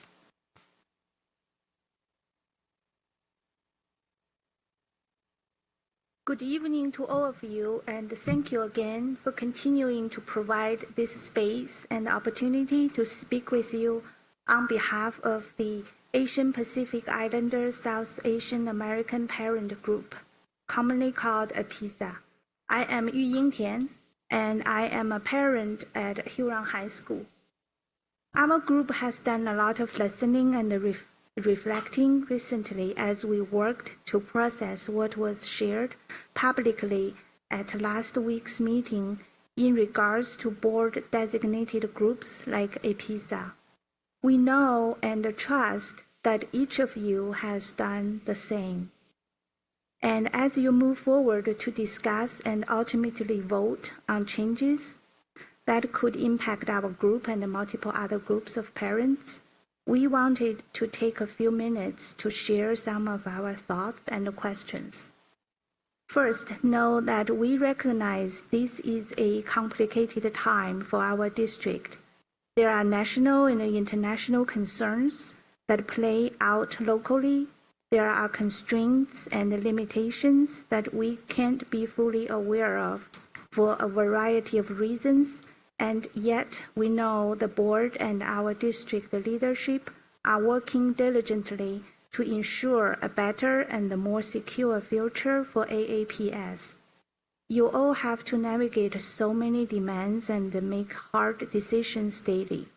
We value and appreciate all you have done and will do to continue improving life in our district. Next, we want to share that we greatly appreciate how each of you acknowledged the importance of engaging with families. It was encouraging to hear you all express genuine interest in listening to and collaborating with groups throughout our community in the spirit of making our schools better for our students. In fact, we would like to extend an invitation to each of you, trustees and Superintendent Parks, to join us for our next APISA meeting. On Tuesday, April 1st at 8 p.m., our group will meet on Zoom. We hope to preview our plans for celebrating APIA Heritage Month in May and also discuss episode 2 of the Inheriting podcast, which highlights different stories of Asian American and Pacific Islander families. Episode 2 showcases the learning one Korean American woman has done as she processes her own experiences as a child growing up in the 1992 Los Angeles uprising. While we know you all are very busy, we do hope that you will consider joining us in April. You can get the meeting information by emailing a2apizza@gmail.com. I can share that one later. Finally, we have some questions that we want to pose. We recognize that some of these may be answered as you continue this meeting, but we wanted to be sure these questions are asked and hopefully considered as you discuss Policy 1300. Because we were unable to find the actual language of the proposed policy before writing this report, we apologize if some of these questions are irrelevant or redundant, yet we still appreciate you considering and clarifying this because they are likely questions that others have as well. Question number 1. Will the changes to this policy limit how families can find out about and access parent groups like APIZA? Will our website still be linked to the AAPS site so that it is accessible to our community and others who may want to use the resources provided on our site? Question number 2. How will this work in the long run? As board members and the leadership change, what can be established to ensure groups are consistently able to share reports with the board in an equitable way? Question number 3. What can be done to ensure the district and the schools know of our existence? We have served the district in multiple advisory efforts over the last few years, giving feedback on the implementation of the latest social-emotional learning curriculum, being present at family nights for new immigrant families, and more. How will these working relationships be maintained on a consistent basis, if at all? Question number 4.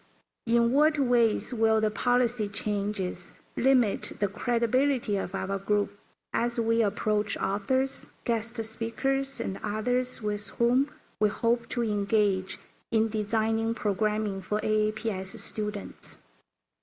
Question number 5.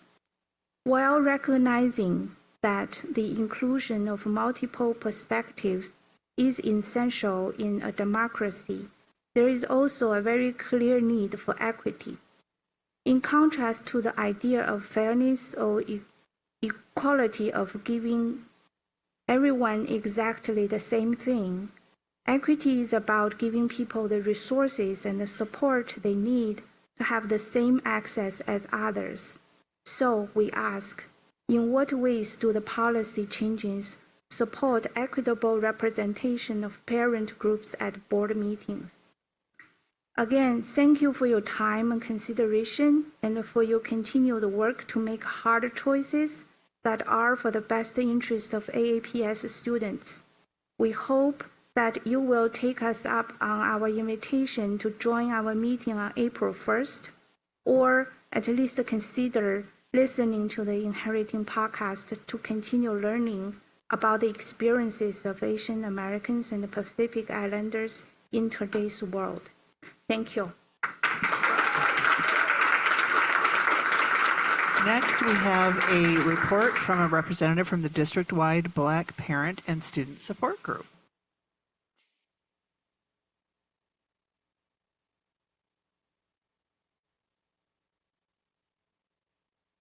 Good evening, esteemed members of the school board and Superintendent Parks.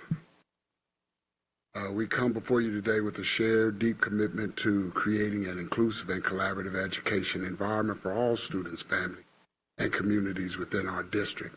We keep hearing the word equity said. What does it take to have an equitable Black parent student support? We need help. I look up here as I think about myself. I think about many people that have come up and spoke today, and I can just hear their education. I can hear their understanding of the systems, and how many of our parents don't have that? How many of our parents struggle to meet the needs? I know I drove a cab for 10 years, putting 5 kids through Ann Arbor school districts and trying to make ends meet. And what does it take to organize and to get other parents out that maybe don't understand? We acknowledge and respect the board's intention to improve inclusivity. However, we believe the proposed changes will hinder this goal. There's an old adage that says when America gets a cold, black folks get the flu. It's easier to build stronger children than to repair broken men, and we've got a lot of brokenness in our community. Ann Arbor schools, we need you to stand by us. Standing speaking spots are not just a platform for certain groups. They are vital spaces for dialogue, understanding, and collaboration. As your own board policy suggests, collaboration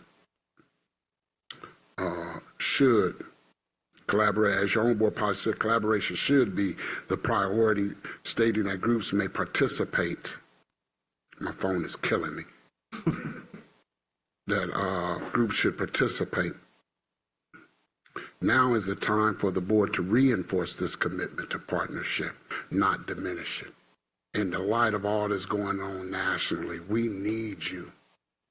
We need you to hold our, stay by us and work with us and not against us. We heard a lot of blame placed on the absence of certain groups during the last meeting, but rather than casting blame, we must ask, why are these groups not engaged? Do they feel safe to participate? Has trust been broken? Were expectations for engagement clear? Has the district worked to ensure that affinity groups have spaces to grow and thrive? The answers to many of these are no. The board has failed to meaningfully engage with and support these partnerships. We urge you to reaffirm your commitment to working with groups representing marginalized communities and to keep written public commentary open. Before making any decisions to eliminate standing speaking spots, we ask that you engage directly with these groups, convene them to talk about the impact, work with them to develop a plan for regular, meaningful engagement moving forward. Yes, it may take a little more than some of the other affinity groups, but we're needed. What happens to the black youth and students of Ann Arbor schools? Create opportunities for more two-way engagement with the community to both rebuild trust and lessen the weight of public commentary. Please consider these decisions. We believe there is an opportunity here to enhance and refine these platforms for collaboration and engagement. We know that this community is one of leaders and best. Let us demonstrate that by practicing best practices and collaboration between the board and our community. I thought when the gentleman got up and read the piece about the greatest gift is the passion for reading. It is cheap, it consoles, it distracts,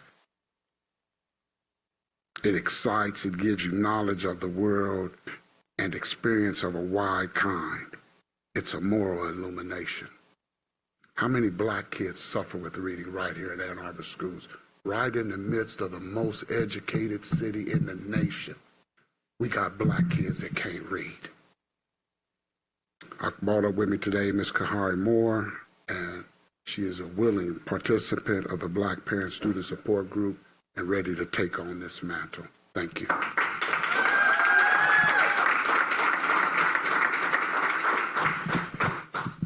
Good evening, everyone. I just want to say that I'm just now jumping back on the bandwagon with coming to the meetings and getting back up to speed with everything. It's a lot of rumors, it's a lot of half-told truths, and it's a lot of lies going around. And with the board partially wanting to communicate and not working together as a whole, it's hard for the community to actually know what is true and what is false. By the board, you say that you guys are going to respond when people come and speak, but when the board doesn't give a rebuttal to what's being said, You cause problems for groups to continuously come up and question what your real motives are. You're not even putting out there for people to actually understand what's going on. And that's why you keep getting this consistent groups of people coming with the same issues. You guys are making it hard for yourselves. Nobody in the community is making it hard for you. And I don't see why none of you even understand that. Maybe some of you do, and the ones that do are getting backlash from the ones who just don't care. I really don't know what it is. But it's a shame that parents have to take out their time and continuously come and talk about something when it could have been dead long time ago.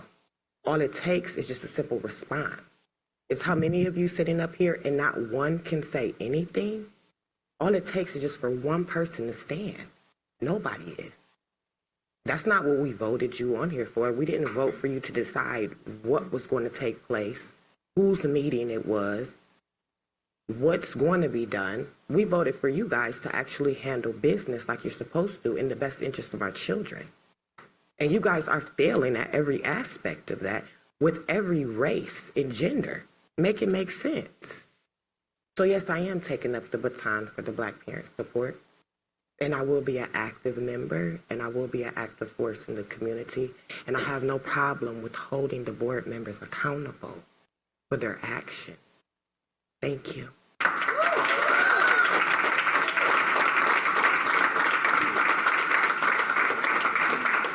And finally, we have a report from the Parent Teacher Organization Council, PTOC. Good evening. I'm speaking tonight on behalf of the PTO Council. For those who are less familiar with us, the PTO Council is a space of community support. Because we bring together representatives from every PTO across the district, we have the opportunity to engage and understand greater insight into our community and to bring alignment across and within our greater community. The PTO Council strives for an ongoing partnership with AAPS administration and the Board of Education in service of all PTOs. We are one of the board designated groups at risk of losing this speaking space based on how the board trustees decide to vote. I would first like to take the time tonight to remind the public about our equity fundraiser, which raises funds for Title I schools. Last year, we raised $55,000, which was distributed to Title I schools. The year before that, we raised $60,000, which was also distributed to Title I schools. I want to thank Superintendent Parks for raising that fundraiser up this year, and we hope that we will continue to meet the need of our Title I schools to bring greater equity across the district. We know this is just a Band-Aid at this time, but that's one of the things that we do at the PTO Council. Next, the PTO Council would like to join in the chorus of voices tonight calling for this board to reconsider their planned removal of speaking time for board designated groups. Currently, public education is under attack in many directions, from many directions, and we all know this. We're at risk of losing the Federal Department of Education and the many protections that come with it for things like Title I. We are also at risk of a 25% reduction in the state education budget, which would cut all free meals, among other services. Our only chance of ensuring strong public education for this and future generations is to work together at the local level to collaborate across differences and to create solutions that work for everyone in our community. And the only way to do that is by listening and engaging with one another, even more so when we don't share the same backgrounds and experiences. Now is not the time to reduce the voice of student, parent, and caregiver groups. Particularly, you should not be taking time away from those who have been historically and strategically underserved. Now is actually the time to double down on listening to marginalized groups and increasing our support of those most vulnerable to potential cuts.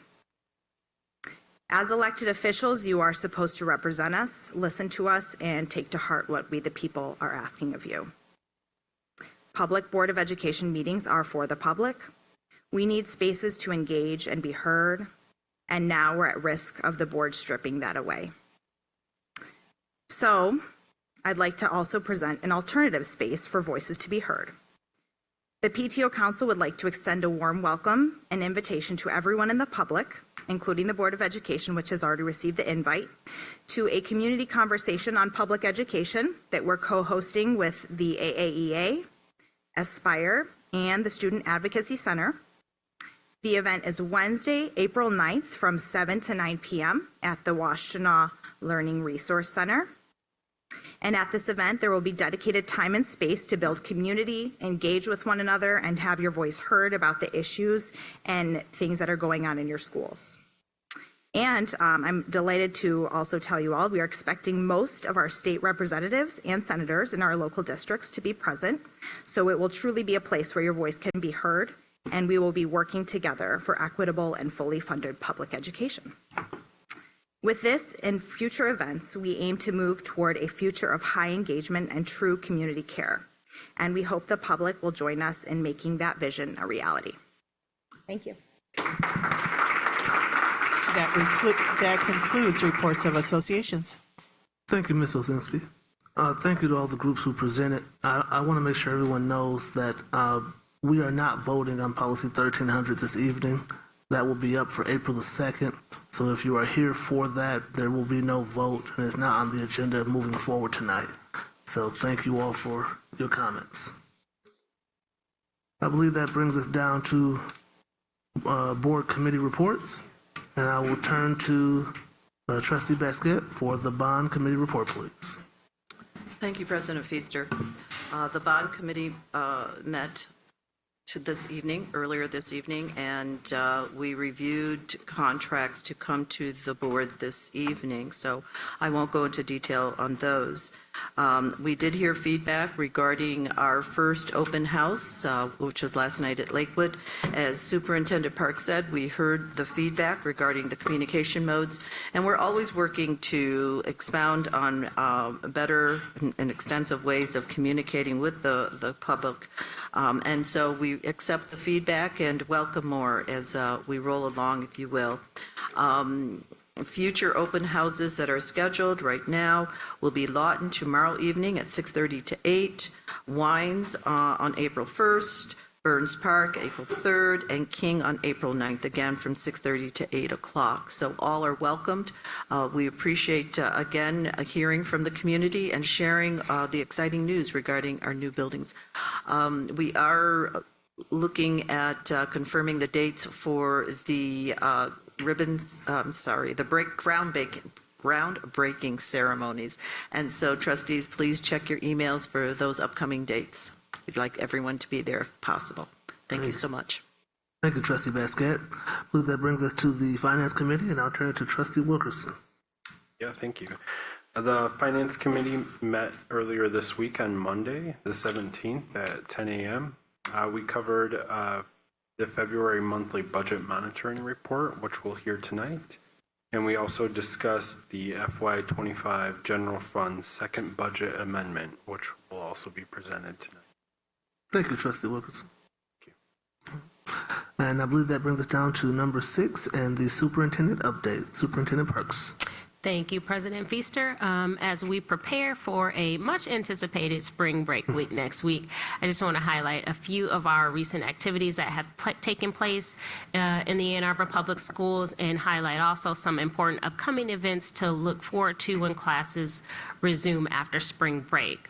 So CTE participation in Ann Arbor Public Schools. It was a pleasure to represent our district along with my county colleagues at the CTE Summit yesterday at Washtenaw Community College, where again, it was my privilege to speak on behalf of Ann Arbor Public Schools, advocating for the continued partnership with many of our local and state leaders who support our CTE programming and staff and students.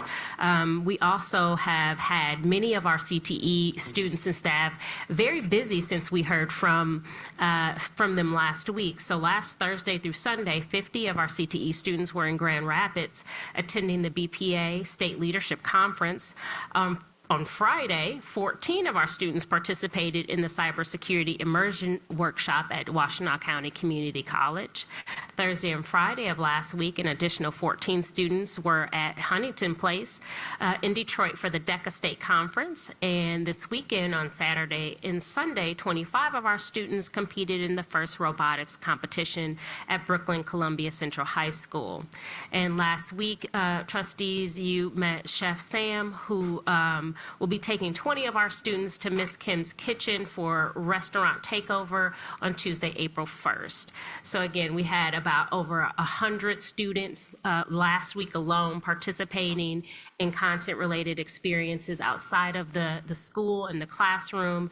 And we appreciate Mr. Tom Pachera, our CTE director, as well as our talented and dedicated staff in our CTE program who provide these opportunities for our students to be engaged in these wonderful opportunities outside of the district. Upon our return from spring break, we have our Ann Arbor Public Schools in-person job fair, which will be Tuesday, April 1st from 3 o'clock to 6 o'clock p.m. at the Huron High School cafeteria. We invite all interested applicants to bring their resumes for screening interviews, as we have positions available that include teachers, paraeducators, special education staff, Title I tutors, bilingual liaisons, English language co-teachers, English language instructional assistants, bus drivers and assistants, as well as substitute teachers. That following day, on April 2nd, we have our College and Career Fair. The 40th actual annual College and Career Fair will be held Wednesday, April 2nd from 6 o'clock to 7:30 p.m. at Pioneer High School. Representatives from over 70 plus colleges and universities will be available to meet with students. And students will have the opportunity to learn about skilled and technical trades from local business and industry teachers also, leaders also.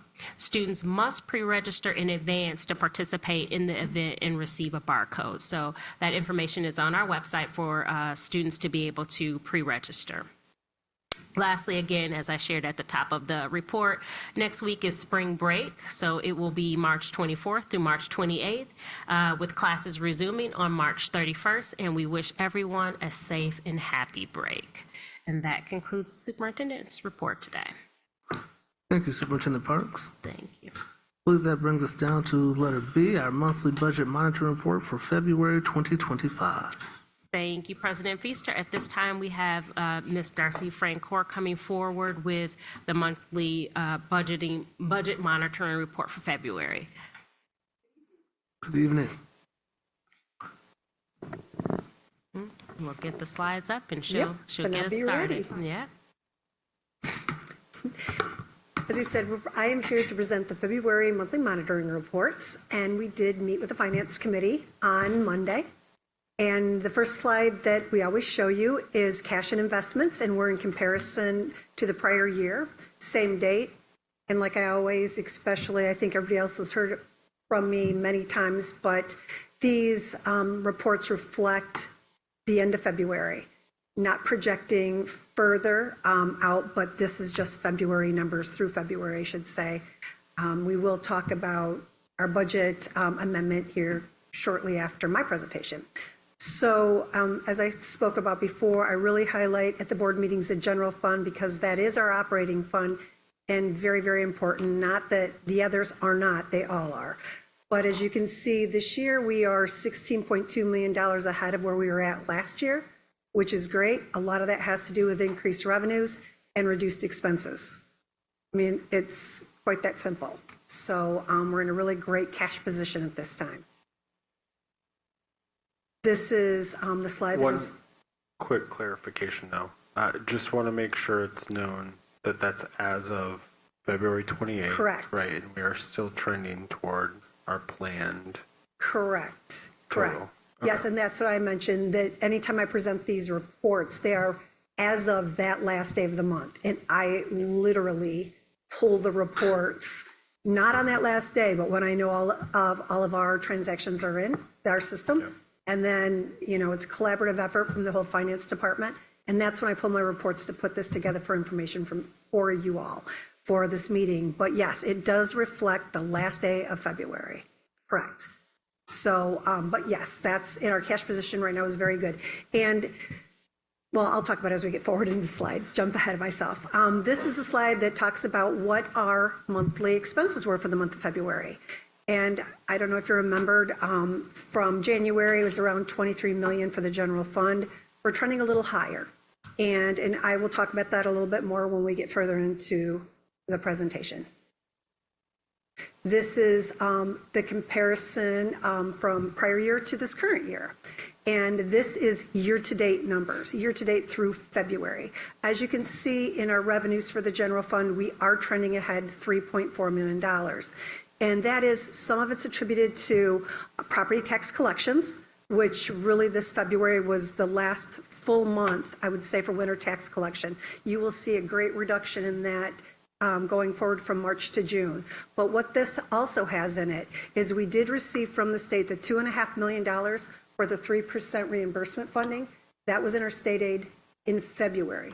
It will be expensed, though, to our staff in March. So there is a little bit of a difference because we didn't receive the funds until February 21st. So 2.5 of that is because we received the additional funding in state aid.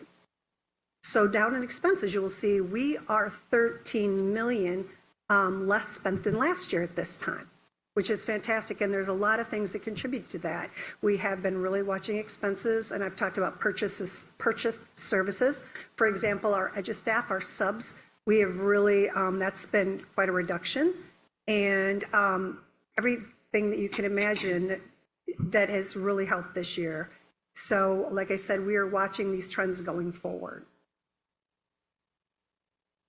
This is the second slide, or the second sheet of the slide you just saw. And what this is talking about, this is showing the prior year to date versus this current year to date.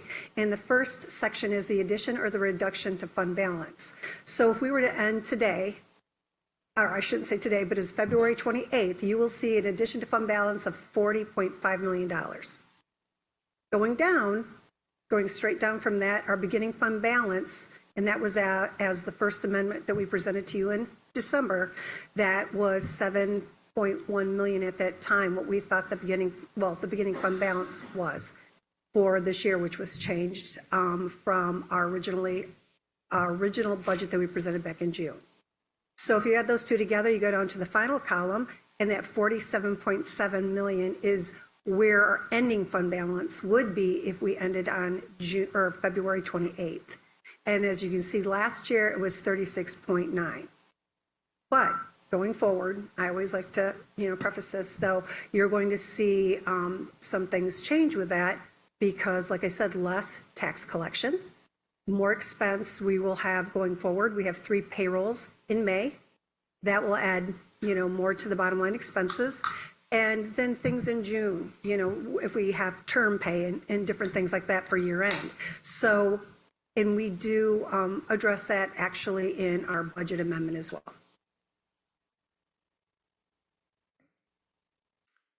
Quick question. Yes.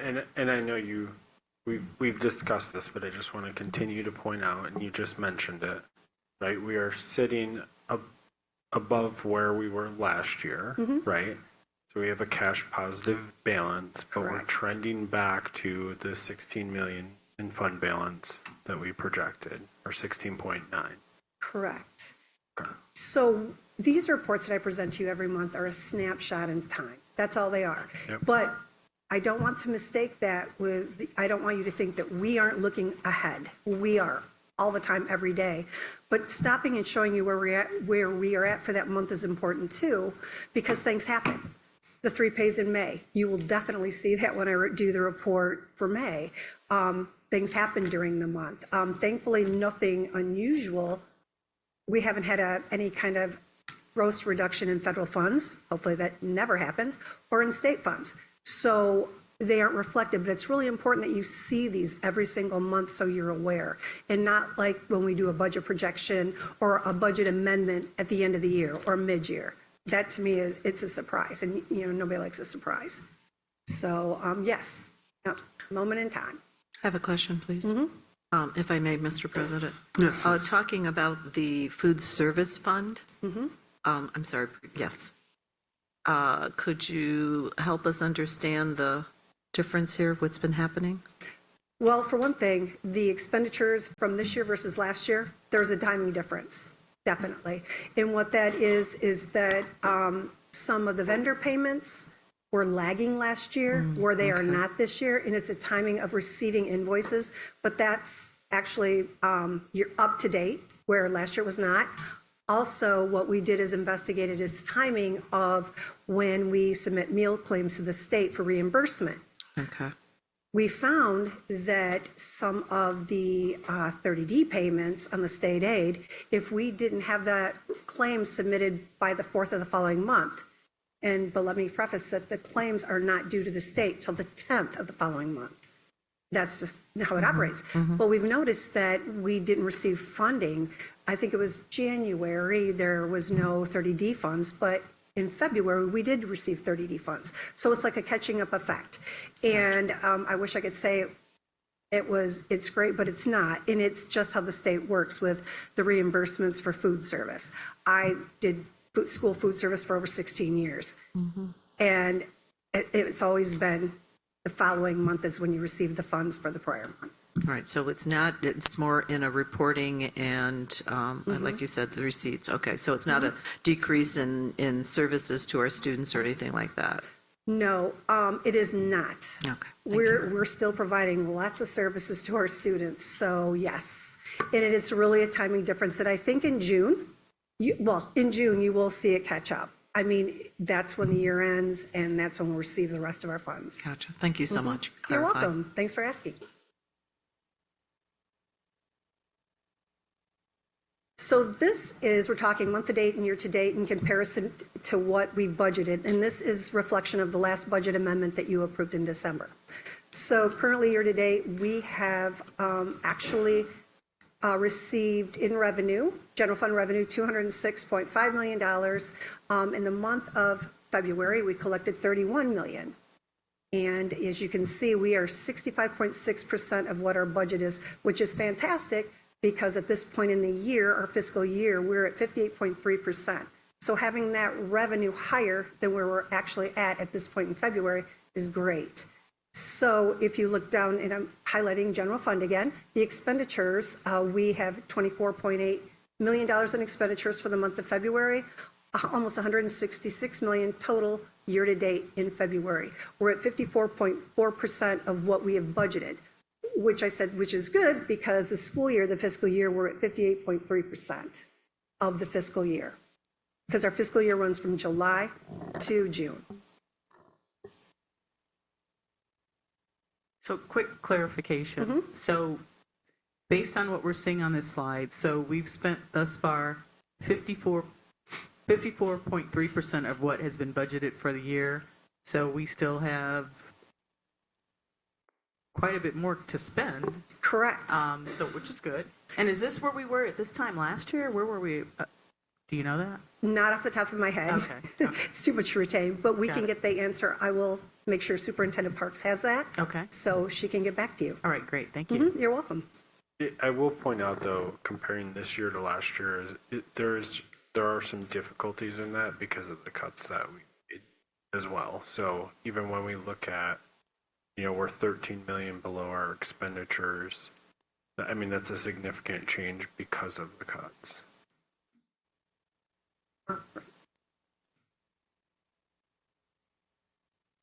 Any more questions? Okay.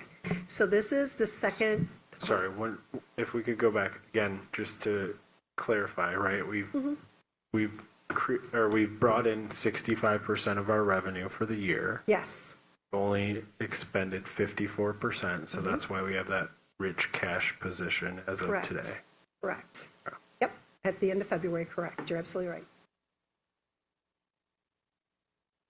Okay, this is the second slide that's continuing with the first, and it's the budget. The addition to fund balance, where we were projecting was 9.7. Month to date, we're at 6.1. Year to date, we're at 40.5, which, like I said, if the year ended as of the last day of February, fantastic. But, and we know we have a few more months to go. So we go all the way down to the end, And these are the same figures as you saw on the last slide. If at the end of February, our fund balance, our ending fund balance would have been $47.7 million. Off to the right of that, you will see that the fund balance as percent of revenue is currently at 15.1. As of expense, it's 15.6. And just a reminder, our board policy is fund balance is a percent of expense. The state is a percent of revenue. So we track both. Once again, end of the fiscal February. year, we're going back to the close to 6% that we've projected. In my slide coming up, you'll see that because it will show where the or I should say the December budget amendment is. And you will see there's not a whole lot of change with this new budget amendment. So, and I can show you the comparisons on that. All right, thank you. And this is the one we were talking about. And today, I don't know if you can see it. Okay. So this is just general fund, and it's expected versus actual.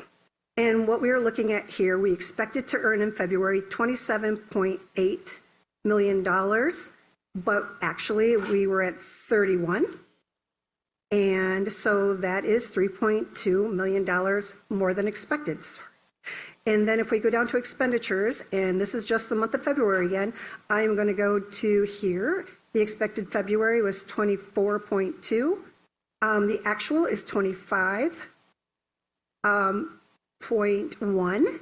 So we're over about $830,000 in expenditures than what we expected to be. So then if we go all the way to year to date, over to the right-hand column, as you see here, the same thing. The revenue we expected to be at $205 million, we're at 206. Thank you, Andrew. And so that is a $913,000 gain, which is great. Now, if you go all the way down to total expenditures, thank you, we expected to be at 168 million. We are at 165 million, which is a reduction of 2.6 of where expenditures where we expected to be.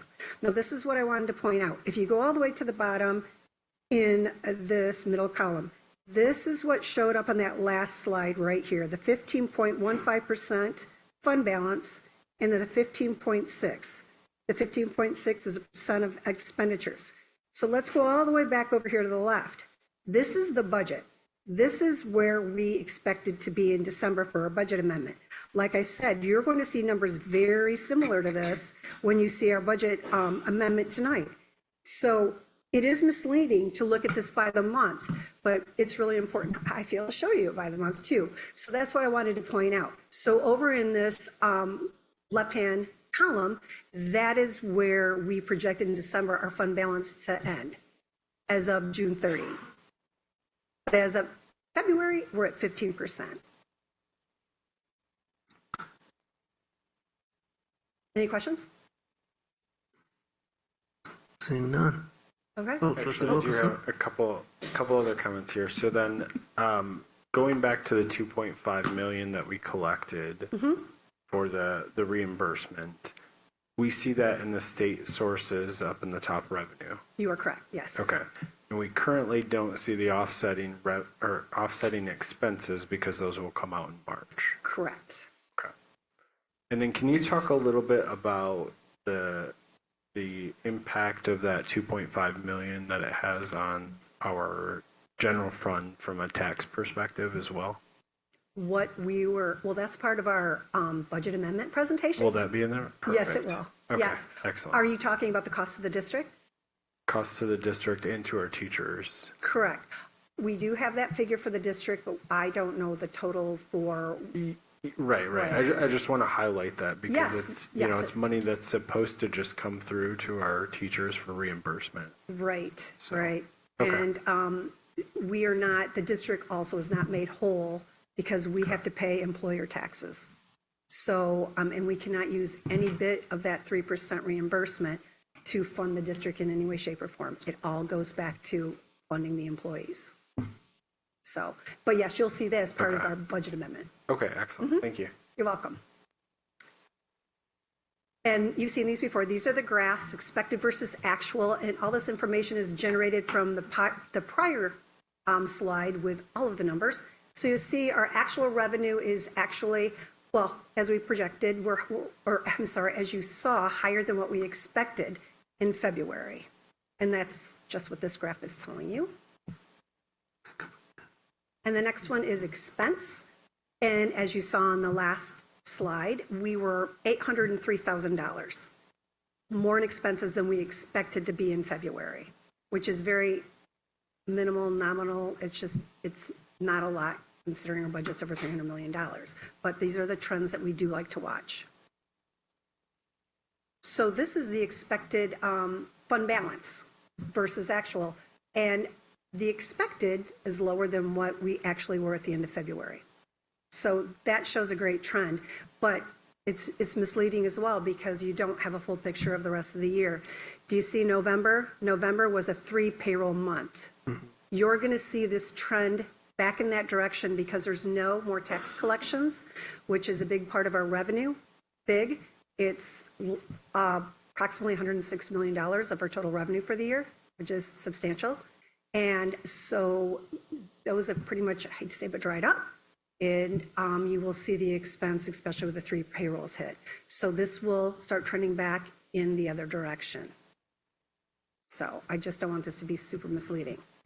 Then the next slide that we did is this is showing some of the percentages. And what this is it will show that down at the bottom, the variance between expected, and I'm going all the way to February, I apologize. The variance between expected and actual is 1.17%. And you can see over in the left-hand column, it shows the percentage of fund balance. And that's where we're at for the month of February. So this slide is different from the previous slide. Yes, this is showing, we were asked if we could somehow add percentages. Okay. So this is our first go round at that. All so right. This is showing percentages. But like I said, going forward, this is going to go in a different direction. Gotcha. Okay. Mm-hmm. Thank you. You're welcome. Any other questions, trustees? Seeing none, thank you so much. You're welcome. Thank you, Ms. Francoeur. You're welcome. Now, trustees, at this time, we have Mr. Casey Zaski, who works in the business office as a consultant with our team here.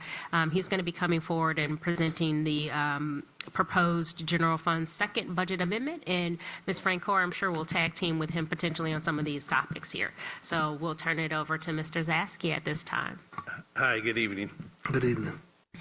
I'm a little bit taller, not by a lot. Good evening. So we did meet with the Finance Committee on Monday and went over our proposed second amendment for the budget.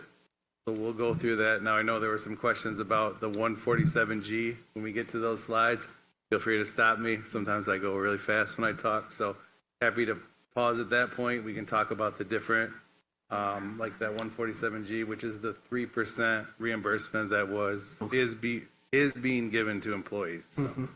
Stop me in the middle. Yeah. Trustee Schmidt. Can you explain why we do budget amendments?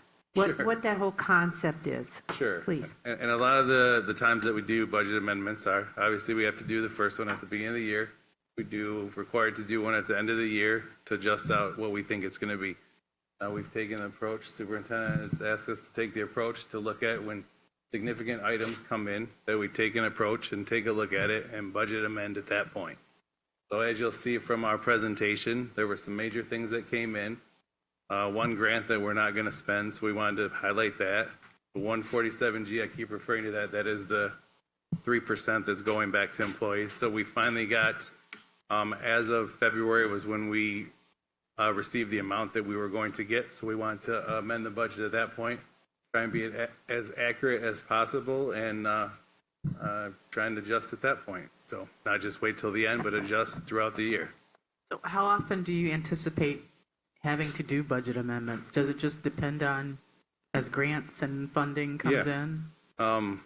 As stated, we do one at the beginning of the year. We do one at the end of the year. With Marius, we have discussed as well, a lot of times when the state budget comes out, whereas this year it came out later, didn't really know until October, so that's why we did the December one.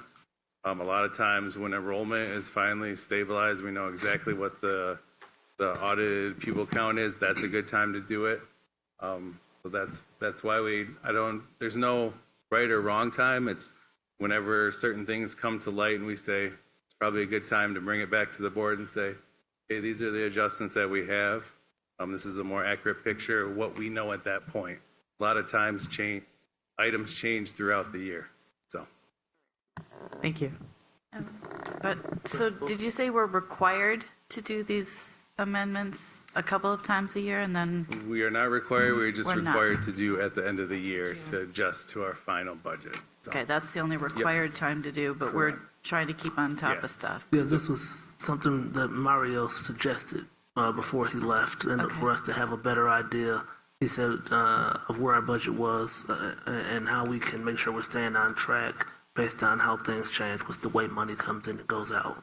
If I said that wrong. That's correct. Nope, 100% accurate. I know in the past, there has just been the beginning one and the end one. Obviously, we're taking a different approach now, trying to do, when we have big items come through that we know about that will need to be adjusted, we try and take those as they come, so. It's a way that we can try to make sure we don't have an issue like we had last year, basically. Great. All right. Thank you. So this first slide, it's just, it shows the total revenues, total expenses. So going left to right there, that is our original budget, then the December 18th amendment, and then our proposed second amendment tonight. So to show the variance there, so right now, and when we get to the next slide, we'll detail it out more, but we're projecting about $1.3 million more in revenue. We are anticipating about $550,000 less in expenses. So overall, about a $1.8 million increase to our fund balance projection. And as you can see at the bottom there, we're going to project out to be about 0.58% better on revenue and 0.62% better on expenses. So as you can see, we're at, for internal purposes, we're at about 6.16% of fund balance for expenses. And as it relates to the state, I guess, early warning or what they look at is 5%. We're at about 5.94%. And I'm going to ask a quick question. And we need to be over that 2 consecutive years to get off of that list, correct? That is correct, yes. And we have asked them multiple times to get off their list. We've asked for some early, Every meeting we have with them, we ask to come off their list. which, by the way, is every month. So when are we anticipating getting off of that list? So it's supposed to be 2 years. So this will be our first year over So five. this is our first Next year will be our second year over 5, hopefully, and then we'll be off the list. Okay, so we're close. We're trending in the right direction. And our understanding is, so we do have a couple people that we do meet with monthly to go over our monthly reports. They will have to report back to their higher ups because we are on the list, so to get off that list. So we have started that process of bugging them saying, hey, we're over 5, we're projecting over 5, can we get off the list? Hopefully they say yes one day, but keep asking. so. Thank you. We do keep asking though, I can tell you that. Yes. No harm in it. Go ahead. All right, so here we just try and detail some of the changes, why we are projecting the $1.3 million increase in revenue. So in our local revenue, it's very similar to what we had projected back in December. Slight decrease in revenue just based on projections that we have. The big one there is the next one, the $1.6 million increase in state revenue. Now it's made up of multiple different things. So the first item on there is that 147G that I keep referencing. We are on our state aid. We did in February, told that we were going to get the $2.5 million. The next line item there is the $2.1 million. We have a decrease in our electric bus grant. Now, we did receive those funds in June of last year, and based on discussions with Jason's team and Bernie's team, is some of the infrastructure that's needed for that and the time frame to order those buses is going to push that out to next fiscal year. So that was in our original budget, that was in our amendment. We thought we were going to have the expenses and the revenue. So when we get down to expenses, you'll see that it's a revenue and an expense. So that looks like it'll be in 25, 26. We also did have about a $1.2 million increase in special ed funding that came through. In our federal grants, about a $400,000 increase in projections. A lot of that was related with our E-rate funding. And then for the Act 18 revenue from the ISD there, we had about a $600,000 decrease. Now that was in our last payment, and that was, we have a lot more students taking programs at the ISD, so that does come out of our payments that they usually make to us. And then if we wanted to go back to the 147G, go ahead. Trustee Wilkerson and Trustee Muhammad. Well, I actually wanted to touch on the electric bus grant. So just because we're changing the timing of that grant, both on the revenue and expenditure side, doesn't necessarily mean we missed out on it. It's just a timing. That is correct. Okay. And there is a long leg, and I can defer to Jason if he wants, but we did reach out to his team. I think buses were, I think it's 9 months. Sorry, I didn't see you back there, Bernie. 9 months out for buses. So, and I think the other infrastructure was 4 or 5 months out from DT and whatnot to do that as well. Yeah. The only thing I would add to that too is, so what happens is because we did receive the funding from the state, we received the revenue, what we have to do is defer that. So it's just put in a deferred account, and then when we get the buses in, we pay for the buses, we will flip that, and then we will recognize the revenue at that time. So just so you understand, that's the process for all grants. If we can't spend a portion of the grant or all of the grant, we do defer those revenues, but they are still there. Trustee Muhammad, you had something? Yeah, I just wanted to, because obviously with the political climate right now, and I know this is just for like this fiscal year. I'm assuming, are you predicting any? Because this is the amendment that we're, but are you predicting any kind of changes that would happen this year, just based on what we're hearing as far as not budget cuts? Not for this year. Next year is obviously our year that we're going to really have to hammer away at, even as like per pupil funding. I think right after our meeting Monday, we got something from the House saying they were saying 417 per student. So we're constantly evaluating. Yeah. But nothing like this. No. It's not going to affect the budget this year that you can predict. Yeah. It's all next year. I'm thinking of like federal funds, all of that. As soon as was it back in February when they came out with all that, we jumped on a couple webinars that we had, and even for like the food service to try and figure out what's going on. And we did reach out as well. I know Liz reached out to our Chartwells as well, and a lot of it was not worried about this year. Okay. The next couple of years are going to be. I know it's a big topic of concern, so I just wanted to. These funds have already been appropriated. Yeah. So they really can't touch them. I don't want to say can't, but it's very unlikely that they will. It's next year that we have to really look at. And like I said, Casey and I, we do a lot of webinars. We do. Our business organization, MSBO, has a lot of stuff going on, even in our listserv or emails. So we're always trying, and it's really hard to figure out because, like Casey said, the House just came out with their budget and the governor's already had theirs, but we're still waiting on the Senate and see where it falls, maybe somewhere in between.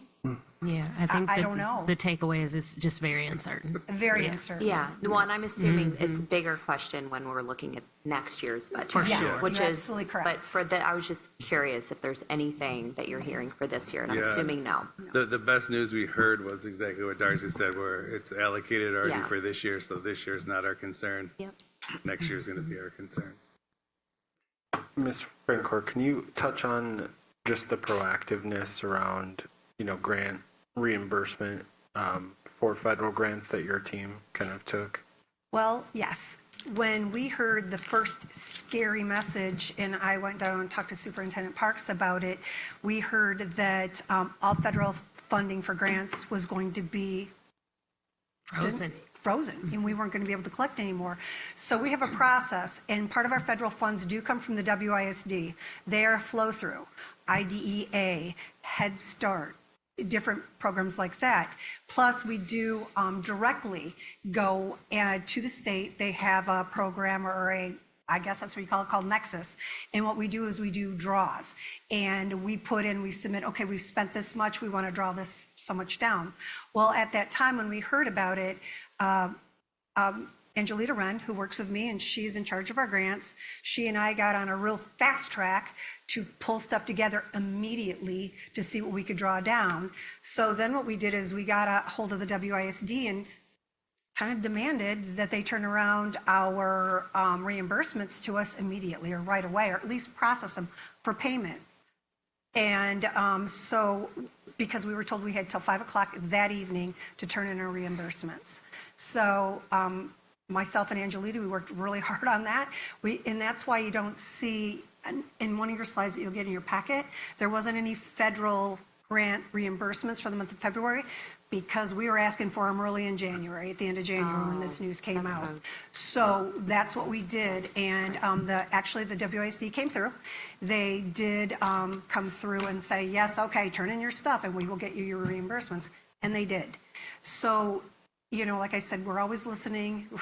We sometimes have to react that quick, even though they didn't freeze the funds. But it's important to have that funding for our kids and for our district. So that's what we did in that instance. Yeah, and I just want to point out, like, that's industry best practice to just be on top of those reimbursements. With the freezing of grants today, that's what, you know, the accounting industry is recommending clientele. Well, one thing I do want to touch on, since I know there's a lot of questions about the 3% and the 147G, speaking of next year funding. So for the district, we are projecting out to get about 92% of what is needed to reimburse employees 100%. Now, we have been on a lot of webinars. We have listened. State is supposedly proposing a fix, and they are calling it a fix to get us the remaining percentage. But that's another one that we do not have any knowledge or guarantee that we are going to get that additional funding for that. So, Trustee Schmidt? Could you explain a little bit more what that fund is? Because as I understand it, teachers have paid into that fund, and then now they're being given back that money. And of course, the state says, here you go, give it back, but we're not going to give you all of it back. I mean, just explain how it came to be, and then not all teachers get it. Yeah. It's only certain ones that are in certain parts of the retirement. Yeah, and it will be all employees as well. So it is not just teachers, it's anyone that's in the retirement plan. So it's a 3% that was contributed to the healthcare. I'm not 1,000% sure if it was deemed that they couldn't take anymore. So what the state decided to do was, instead of allowing us to just not take the deduction from October through September 2025, we still had to take it, and then they were going to reimburse us for that, with the caveat that their reimbursement was not 100% of what they had gotten. So come October 1st, this year coming up, that will be shut off and we will not be taking that deduction anymore. That is, in the frequently asked questions, that's what we're supposed to do. So that's kind of what the fund is.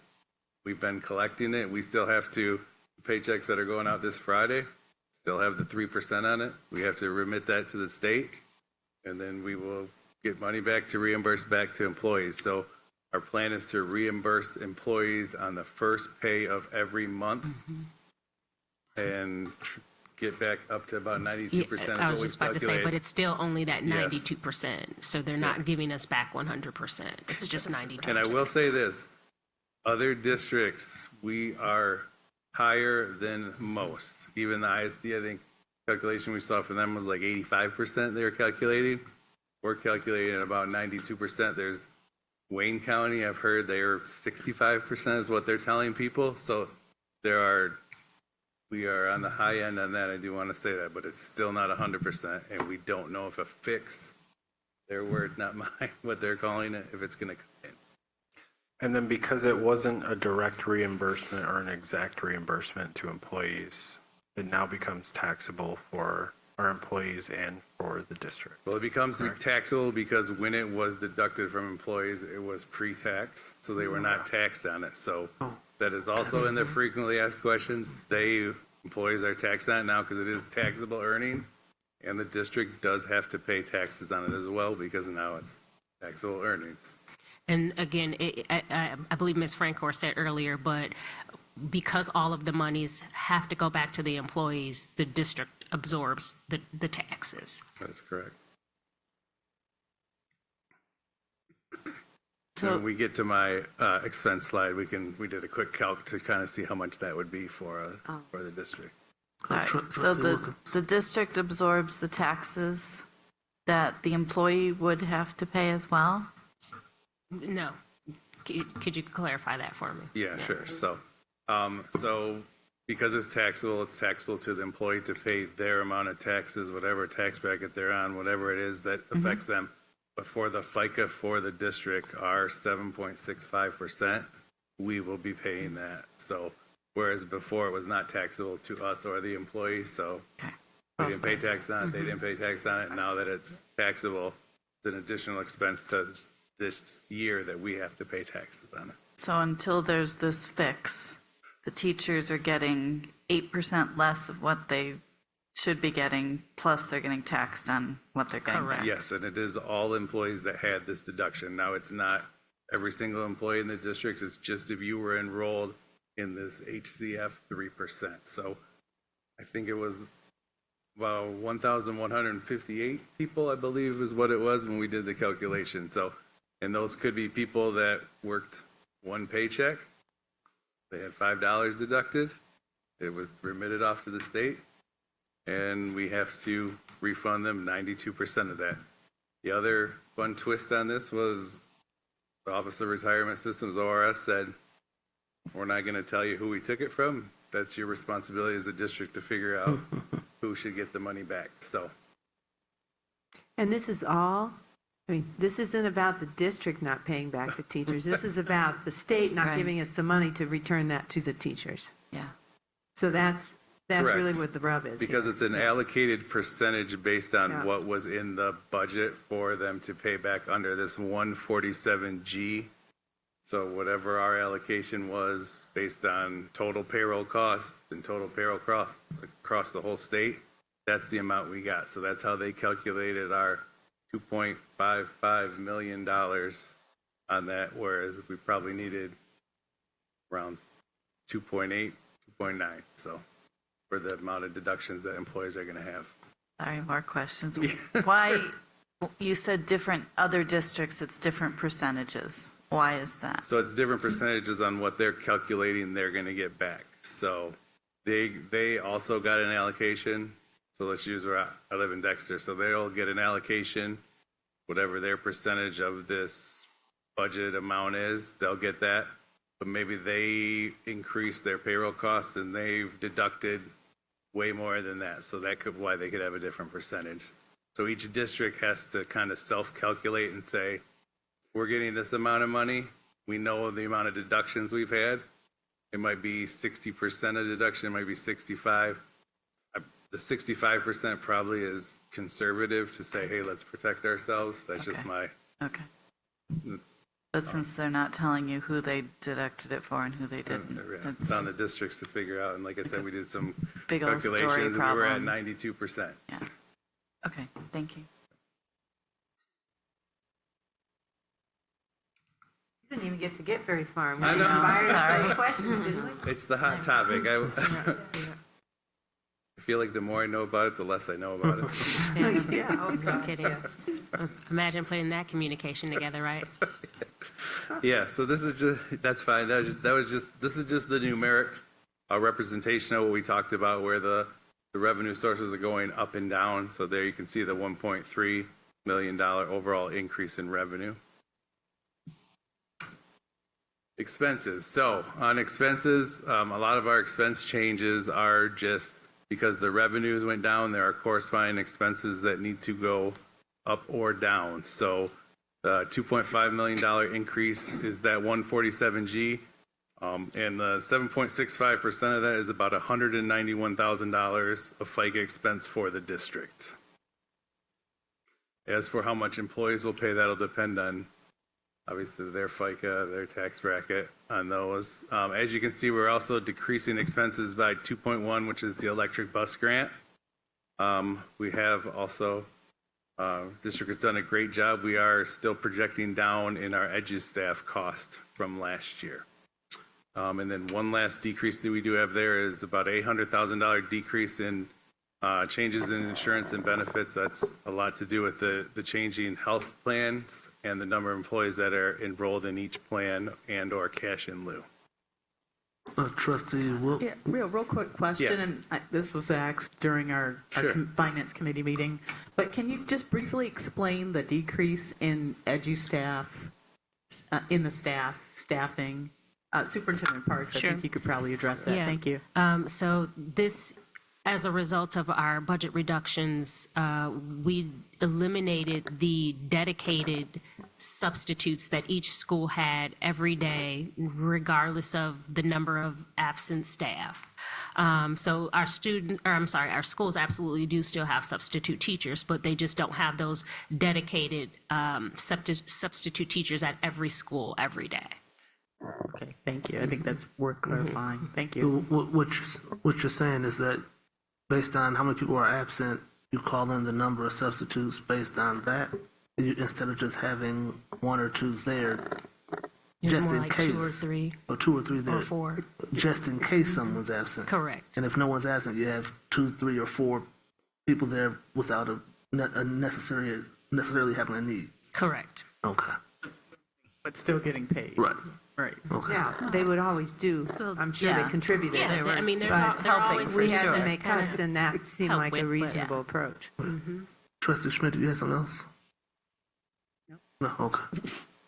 All right, seeing that. Don has I do. Trustee Wilkerson. Just to talk a little bit on the $800K decrease in health insurance, that was partially due to our educators and staff selecting cash in lieu or selecting other plans that were also more cost effective for our educators and staff. Correct. That is correct, yes.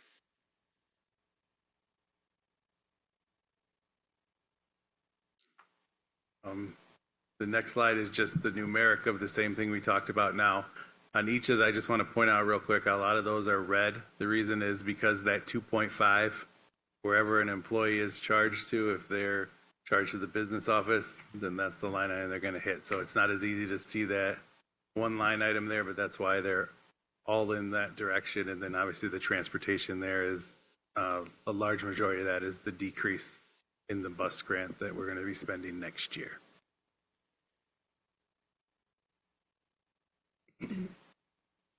And then the next slide is just an overall, we're increasing of about 1.9 in our fund balance. And then, so that will be a total increase for the year of about $11.6 million. And as we talked about, the estimating end fund balance would be about $18.7 million, which is 5.94% of revenue and 6.16% of expenditures. And then I know there's been some statistics that we've put in past presentations, so we wanted to bring that as well. So by us increasing this, we're up to projected fund balance of about $1,121 per student, and that's up from our December projection of about $1,009. And then our projected ending fund balance would cover now about 16 days of operations, up from 14.4 days of operations. So all good directions, all good news. So, and then the next slide is up there, but it's just the same slide as the first slide, just kind of showing where we're going to land in the totals. So. Trustee Wilkins. I noticed the variance is against the First Amendment rather than against the original budget. Correct. Why is that? Does that seem to be is that best practices, or why do we do that? It is because we're showing what we're amending from right now, because we showed the original kind of as a kind of like a note to look at it where we started, but realistically where we had the amendment in December is what our starting point was. So okay, always happy to look at suggestions too, if that's just too many numbers on there, like you said, No, like the original, like that's another way to look at it as well. This is clear. I just yeah, wanted to make sure why so, we did it that way. Yeah, so the amendment, another reason we do it that way is it's just adjusting from our latest and greatest point, which was December. Okay. There's nothing else? Actually, I had a quick question Trustee Wilkes. regarding the projected ending fund balance. So you just said that it would cover 16 days of operation, and we're actually aiming for, what, 45 days? 45. What is the Yeah, it's 45. the goal? 45. Is the goal 45 days? Okay. All right. Thank you. All right, thank you all so much. Thank you, guys. Appreciate it. Thank you very much. Yep. I believe that brings us down to first briefing. Annex AN 2201 Clegg Middle School doors and window replacement. Thank you very much, President Feaster. We have members of our capital program team coming forward, and they will bring forward these first briefing items, which were shared with the bond committee, committee of the whole, during that particular meeting earlier today. So we'll start off with the Clegg Middle School doors and window replacement, and we have Jason coming forward with that.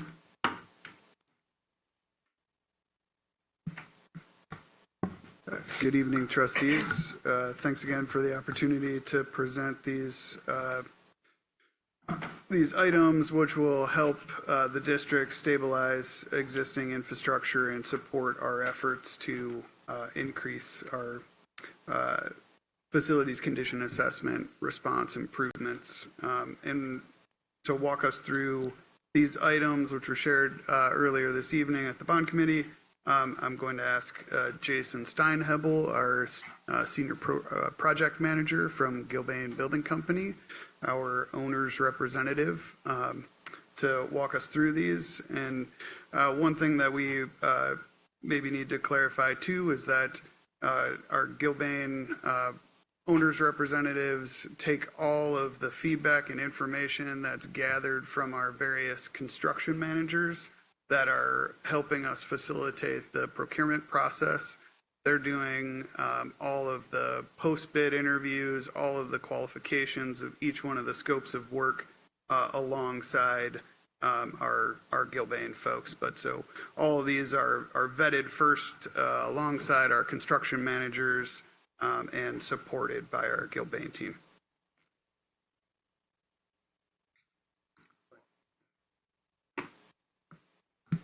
Good evening. So the first item is the Clegg Middle School exterior door and window replacement. Excuse me. It's the replacement of a majority of the doors at Clegg Middle School, with the exception of the front door. That front door was just replaced under the ACNL project. So the two bid categories, the general trades, that includes I'll say the standard doors, basically the doors, most of them aren't part of a window system, and that's the general trades package. The glass and glazing is for what would be the curtain wall systems. Those are at our stairwells. Are there any questions? Any questions, trustees? Trustee Wilkerson? Yeah, one item on the glass and glazing bid. You know, we saw the larger variance between the lowest bidder, the next item there. Can you just talk a little bit about the process to validate that bid and also clarify that the quality of the product is the same? Yes, we meet with multiple. We have post-bid review with multiple bidders, so we would have met with both the apparent low and the next bidder as well. So we use that to assist us in validating if they have it, and we did, through that process, confirmed that both had met the specified materials. Okay, thank you. Seeing nothing else, thank you. I guess we're moving down to Annex AN 2198 Clegg, Skylar Forsyth, and our open community in Pittsfield, loading dock and paving improvements. Yeah, this proposal is for the loading dock and paving improvements at those schools. The loading dock improvements is at Clegg, Scarlett, and Forsyth, with the majority of the paving being at in our open community in Pittsfield. We had 3 bid categories in this. Concrete, which accounts for a majority of the loading docks. The metals division is for the handrails associated with the handrails and guardrails associated with the loading docks. And the paving is for that's the paving at Open, Community, and Pittsfield. Any questions, trustees? Trustee Wilkins? It's not a question, but do we have access to the slides that you showed during the bond committee? I just think like showing the loading dock and situation, especially at Scarlett, really paints the picture of how much this stuff needs to be done. Yep, Andrew's gonna he'll get those up for us. Thank you. And while we're waiting for that, Mr. Bing, could you touch a little bit on like the concrete bid? We saw those significant variances as well. And we talked a little bit in the bond committee meeting about how maybe the scope of work might be different. You know, bidders might not do as detailed of a job putting together their bids. Could you touch on that a little bit? Yeah, I mean, so I can't comment on the specifics of this particular item. I would have to go back to Stephanie and her team and just make sure I got those details correct. But what can happen in a discrepancy like this is when we go through in a post-bid qualification interview, we will walk through the basis of design with each of our bidders, make sure that all of the specifications that have been outlined by our engineers and architects are actually represented and accounted for, and they will walk through, you know, basically walking each vendor through, did you think about this? Did you think about this? Are you sure you included this? Do you have any exceptions that you did not include in your bid? And we'll make sure that each one of the vendors understands the specific scope of work and have accounted for everything before we qualify them as the actual low bidder. So in the case of where someone has a bid that is nearly twice as much as another company, it could be, again, that they wanted to be considered for work, but maybe didn't look very closely at the overall specification and gave us a number so that they were part of the process. And Jason, I have no idea if that was actually the case with these guys, so I don't want to suggest that. Yeah. But that's something that happens in our bid process. Okay, I have one other quick question. Trustee Wilkes. Yeah, go ahead. Thank you, President Feaster. Regarding the Clegg doors and the loading dock jobs, when exactly is the work expected to begin, and when will it be completed? It'll begin as soon as school gets out, and it'll be finished during the summer months. Okay. All right, thank you. Anything else, trustees? Okay. I think that brings us down to letter C, Annex A in 2196, Scarlett and Community Flooring and Painting Trades Contract Part 2.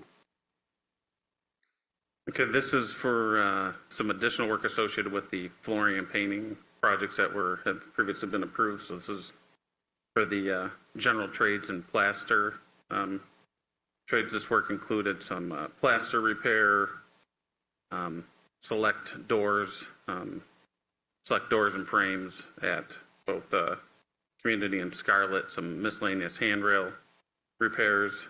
The other package, the aluminum glazing and the fiberglass FRP panels is, again, that's additional doors that are of that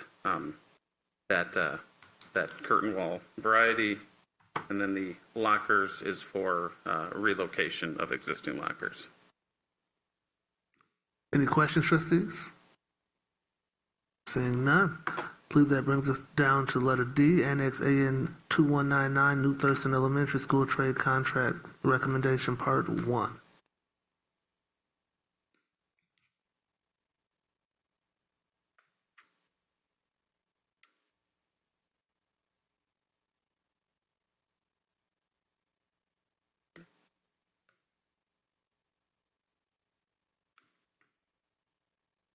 All right, this is for part one of the trades for the new Thurston School. It includes the earthwork and site utilities. That includes underground storm detention, underground utilities, water lines, sewer drains, additional other, just leveling out the site. The geothermal is the next package. That is the vertical drilling of the geothermal wells. Site concrete, that's the package associated with any exterior concrete on the project. The ornamental fencing package, which is the fencing for the preschool playground. Interior concrete flatwork, that's for the, as it states, the interior concrete work, masonry, structural steel, miscellaneous steel, the roofing, glass glazing, and aluminum storefronts, rough and finish carpentry, our timber framing and CLT panels, metal framing and drywall, fire protection, plumbing, HVAC, and the elevators. Any questions, trustees? Seeing none. Thank you all very much. President Feaster, Oh, I just sorry. want to say That's for good. the community, if we seem a little, not asking enough questions, it's because we asked a lot of questions in the bond committee. So thank you for that clarity then. And again, trustees, thank you for your patience of having to hear all of this again so quickly, so soon. But we wanted to keep things moving forward. So thank you, team, for the good work. Well, I will ask a quick one, which was asked earlier, but regarding the geothermal bid for from Midwest Geothermal, I do believe, yeah. So $4.7 million bid, only one bid. Can you sort of tell us a little bit about that? So this was the only contractor available to do this?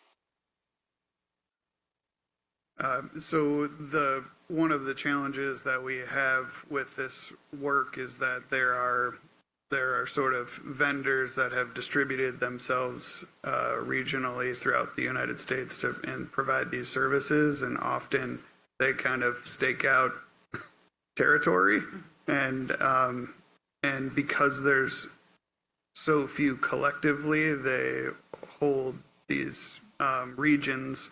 And Midwest is a very qualified, great provider, and they serve our region and territory. So when the University of Michigan and City of Ann Arbor are looking for someone to provide vertical bores, it's Midwest Geothermal who's often the only responder to public bids at this point. We are talking, I can say, we have talked often about ways that we could potentially work together to attract other folks, either convince an outfit like Midwest Geothermal to expand operations and provide more and better services, or potentially recruit vendors from other areas in the country who could come and provide services, because we can we can show that we have a larger pool of municipalities and institutions who are interested in making these investments over a long period of time to sort of help folks get settled. So I know it's a conversation that we want to continue to have, and we are having, but right now they're the only responder and they are a qualified bidder. Got it. Okay, thank you.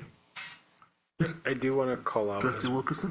Well, thank you. While they might be the sole provider in this case, one thing that we mentioned earlier at our bond committee meeting was just the number of local providers that we see across these quotes is really nice to see, whether it's, Livonia, Milan, right, Ann Arbor, Ypsilanti. Seeing that mix of local vendors is really nice. All right. Thank you, trustee, and thank you all for the first briefing. Thank you very much. think that moves us down to our second briefing. All right. Thank you. Trustees, at this time, you know what? Do you want to have them just do their second briefing? Sure. Okay. Sure. Okay. Why don't you guys go ahead and do the second briefing items that you have here, and then we'll bring Ms. Linden up afterwards. So we have the new Dickin Elementary Trade Contracts Part 2 and the new Logan Elementary Trade Contracts, Part 2. Are there any changes from the first briefing for either of those items? No changes. Okay. Any questions, trustees? Thank you. All right. Seeing none. Thank you again. Okay. Thank you. All right, now we'll have Ms. Linden come on up because I know we have some updates here for this particular item. So there have been some changes since the first briefing that Ms. Linden will talk us through now. Go ahead. Thank you very much. Pleasure to be back and speaking about my favorite topic. Following our presentation for first briefing last week, a question was raised about the invoice, a really good question. And I'm happy to say that our Great Minds representatives were also watching the board meeting and listening to that question. And so we were eager to connect. The very next day, we were able to speak about it. So for reference in the community and to remind us all, there was an invoice there that looked as though it was a single year invoice. Our understanding on our team was that invoice represented 2 years for a total over those 2 years, which would be the year 28-29 and 29-30 at a maximum of $225,000. When I spoke with our representative, she confirmed that their understanding was different. So we spoke and said, what can we do about that? Understanding, where we are and what we're trying to be frugal about, and yet serving our children to the best of our abilities for literacy. And it is a very rare moment. Again, I think that we are being graced, but this new partnership that we are forging with Great Minds, I have high hopes for because the response from them was very positive. They said, let us go back to the drawing board and see what we can do. And in a very rare and deeply appreciated response, they brought the cost down to what we can afford to do and what we promised the board. So you will now see the updated invoices for year 28-29 and 29-30 for a total over those 2 years of each being $109,000. So the total being $218,000. So we're still under the $225,000 for both years. They were able to accomplish that by separating the bundle of digital licenses and student workbooks, which are called Learn Books, and giving us the digital licenses free of charge for both years. The workbooks, as you know, in the quotes that you see in the first 3 years and reflected in the new invoices, are also being offered a very deep discount to us, which are just over cost. So it's pretty significant. So I'd just like to thank our future partners, should this be approved, our Great Minds representatives. I would add to that, thank you. And looking at the invoice that says corrected, so that's reflected on page 3 where it has a discount of $758,000. Correct. Thank you. Sorry, Trustee Basket, you're looking. So you'll see two invoices now, one for 28-29 and one for 29-30 for the same amount. Okay. I do see. One that says corrected as opposed. The original remains. Nothing has changed there. That's the first 3 years, and that's grant funded. It was the remaining 2 years, the 28-29 and 29-30, that we had a question about. So under the list of documents, it would be the third one. There are 3 invoices. I know it's confusing because we had to break this up in order to pay for grant dollars. Okay, So I see it now. I'll review that. The first invoice, which is the Mac Daddy of invoices there, it's for $1.289 million. That is grant funded. It takes us through the very first 3 years of implementation. So that will take us through the 27-28 school year. The 28-29 and 29-30, which are years 4 and 5 of the agreement, were the changes. So it should be the final 2 invoices. If you're looking at all 3, it's the last 2 that are brand new for us. Those were the If 2 you I was open looking both at. of those, they say $109,000 for each of those years. Okay. Thank you for doing that negotiating and working with our partners to come up with a I'm happy to say it worked out, and again, I'm very grateful to our vendors. If I may, I would also just like to again recognize and thank the 100 teachers who participated in this pilot. They volunteered to do so.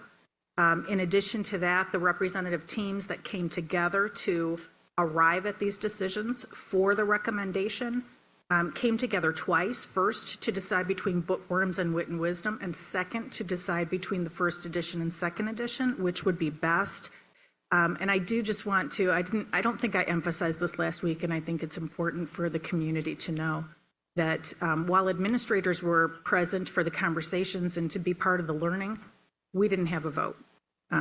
The vote to recommend this came solely from our teachers.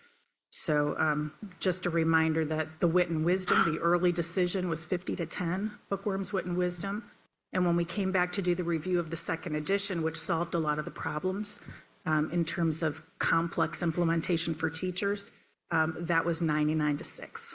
So it was a very clear teacher preference that we move forward with this, and that's one of the reasons I'm so confident standing here that I know we're making the right decision because our educators led that. Ms. Linden, this question came up. Can you talk a little bit about what that communication loop was from the selection committee back to all of the staff who piloted?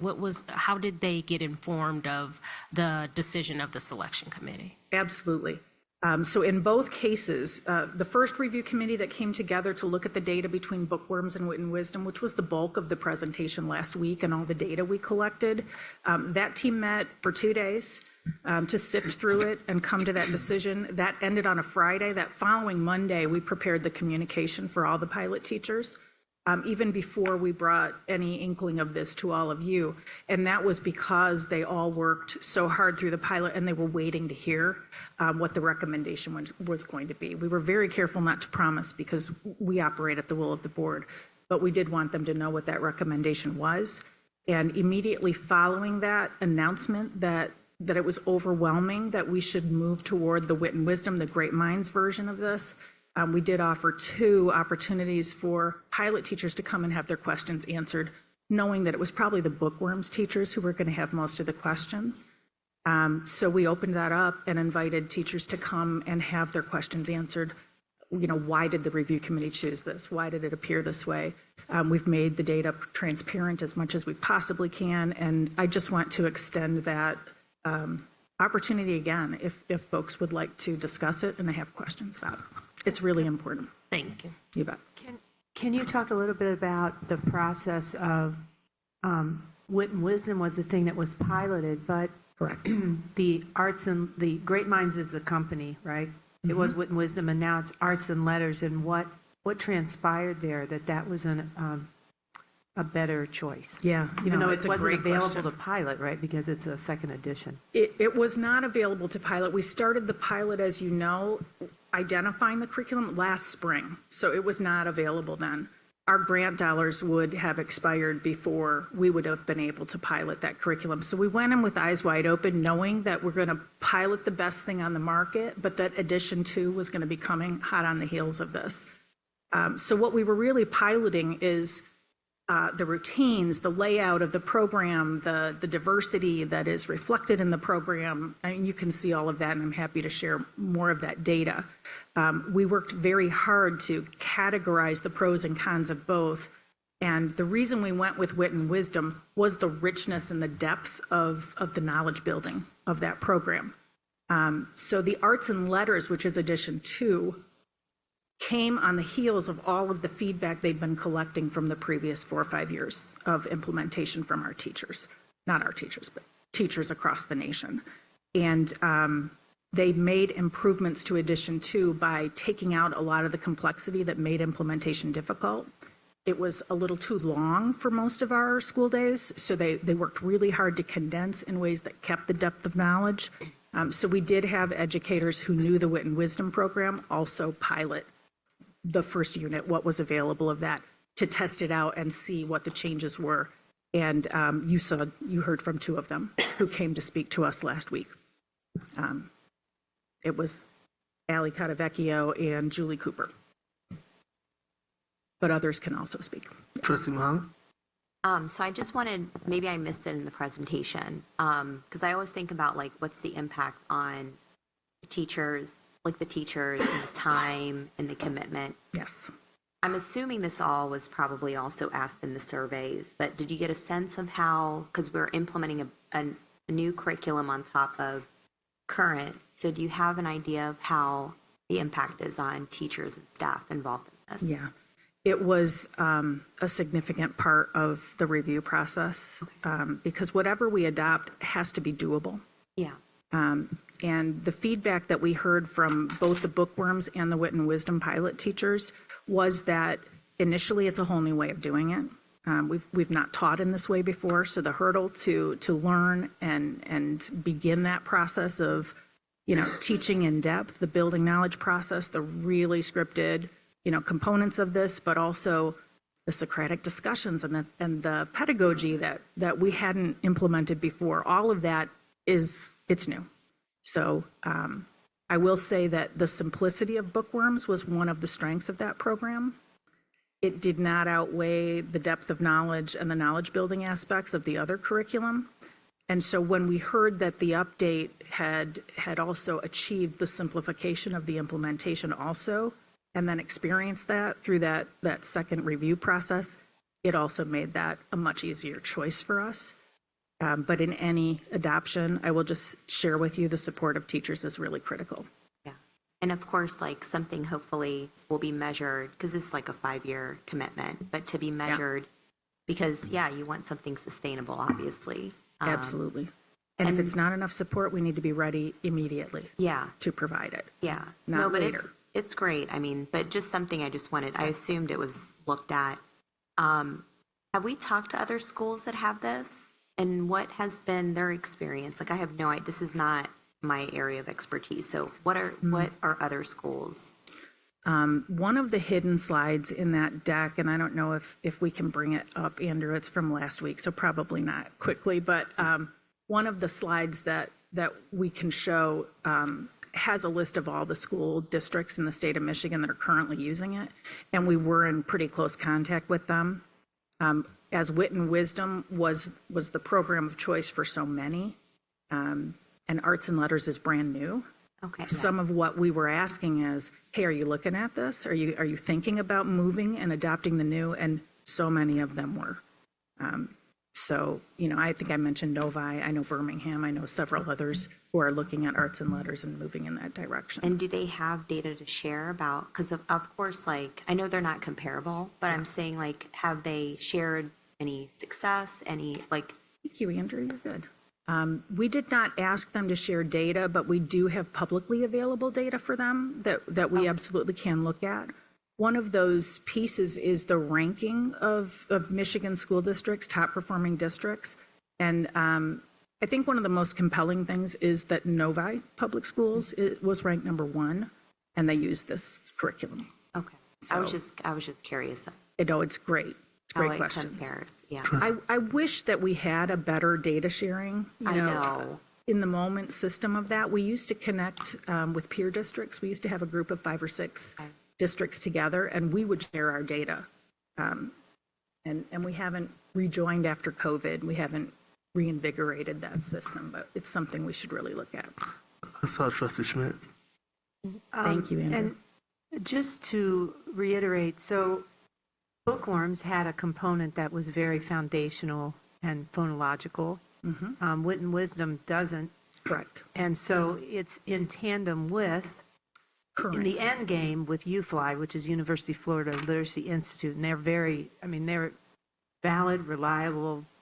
Yes. They've got great data to prove their efficacy. Not all of our schools currently do UFLI. For those teachers that already do UFLI, this will be a little bit, I don't say easier, because they already know those routines and now they're adding this. For the other teachers, I think, as you said, that are maybe using Foundations and Haggerty, which do that type of thing, over time, the hope is to try to get us to be consistent at every school with 100% UFLI in this. Because, and I don't know if all of you follow this, I do just because I have students that go to different elementaries in our district, and different schools are using different things, because first when there was title money, we were like, oh, and we bought foundations. Foundations, And maybe this grant money allowed us to buy this. So it was kind of like you were trying to be ahead of the curve. And you Yes. can't just throw that out. And I mean, you can at some point, but Yes. we have to ease into it because you're already asking teachers to learn this new whole thing. They are right? both wonderful foundational skill building programs. So no one is, getting a better program than another. But it is important that we have a common one so that teachers can collaborate and continue to parents that are build. watching this reading thing has been a real challenge for some of their children. They have to know that our district is really being very cutting edge on these changes that we're making and we've been making. And Absolutely. I'm just thrilled. Thank Because and we are going to be so ready by 2027 when this is Yes, we required will. by law. Yes, we will. So I'm just thrilled. Thank you. We are as well. Trustee Wilkins? That was one of my questions, this legislation that's coming up. This curriculum is in full compliance with that. We're not going to have to do It is a any- Science of Reading Aligned So we curriculum. know that that's Yes, it. indeed. So currently, the Michigan Department of Ed has put together, in the legislation, they require valid and reliable screening, and that has to be in by 2027. We will see a list come from MDE that's required. You have to go from the list. The list of curriculum materials is a list that if you want to take advantage of some of their grant dollars, 35M. Correct. Yeah. You would have to choose from that. So right now, they've put together a team. The deadline, I think, was March 15th was the last day that companies could send their materials to this panel at the Michigan Department of Ed. And they're using, for people that follow this, the Reading League tool, they're using Ed Reports. These are really good things that look at the criteria of materials. And then they have to actually give evidence. Once they come up with that list, I can tell you, I know you fly, and they're really looking at structured literacy in the early grades, the K2 space. And so UFly, which is what's going to go in tandem with arts and letters, they'll be on that list because they're just excellent. And then Wit and Wisdom is so great because when we look at our total student body, some kids catch right on to the foundational stuff. And, we have parents saying, why don't you have a gifted program?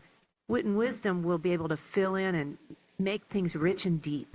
So to me, it's just a great marriage. I agree completely.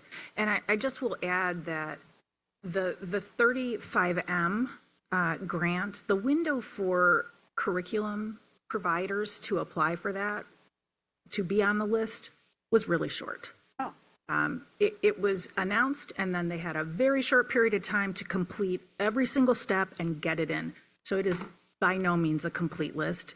And I can say, in response to what you said, Trustee Schmidt, about being positioned very well to be cutting edge and ahead, I am very glad we are in this spot, because I would hate to be in a place where you have to make a rapid decision based on an incomplete list, because the providers could not submit on time to make the list. That doesn't mean those are the best programs. Those are the people who made the cutoff and met the criteria. And we were able to do a very thoughtful, year-long, very nearly pilot to get to this decision. But I worry that others are going to be forced to make a quick decision because of the grants, in order to take advantage of those monies and grab one off the list that maybe isn't a fit for their district, but meets the criteria for the grant. It'll be good. So we'll see. Yeah. And what's so great is that schools that want to flip the script, they don't have time to do a pilot, and that really was crucial that you were ahead of that curve. I just can't. I mean, I'm thinking, wow. Even if they come up with the list, which will have some really good programs on it, and these how are can you just lasting go buy it? decisions, right? That we're making here. Teachers 10 want to years. try it. I mean, you've got to hear what your teachers think, right? So important. So I'm really, really proud of Kristen Smith and the pilot itself, and us getting to this point with teacher voices, leading all of it. It's just really powerful. So thank you for letting me go on in second briefing. Trustee Wilkins. Someone made a comment online about accessibility standards and that Wit and Wisdom was partially conformant to the accessibility standards. I'd have to look at That's the all I specifics of that one. I will tell you that the second edition has a much richer set of components. One of them is called the Prologue, which has been a full and complete addition to each and every unit, which involves the pre-teaching and the visuals and all the things that help build background where students may not have it in order to access the units. It's really designed for English learners, but it's good for everybody. So that's a new component that Wit and Wisdom did not have. Okay. But I will definitely look back on that, and I'd be happy to send you an email response to those. Great. And my last question was the Learn books. We called them workbooks back in my day. How much does the cost of it assume how many of these Learn books per classroom? Is every kid going to get their own, one.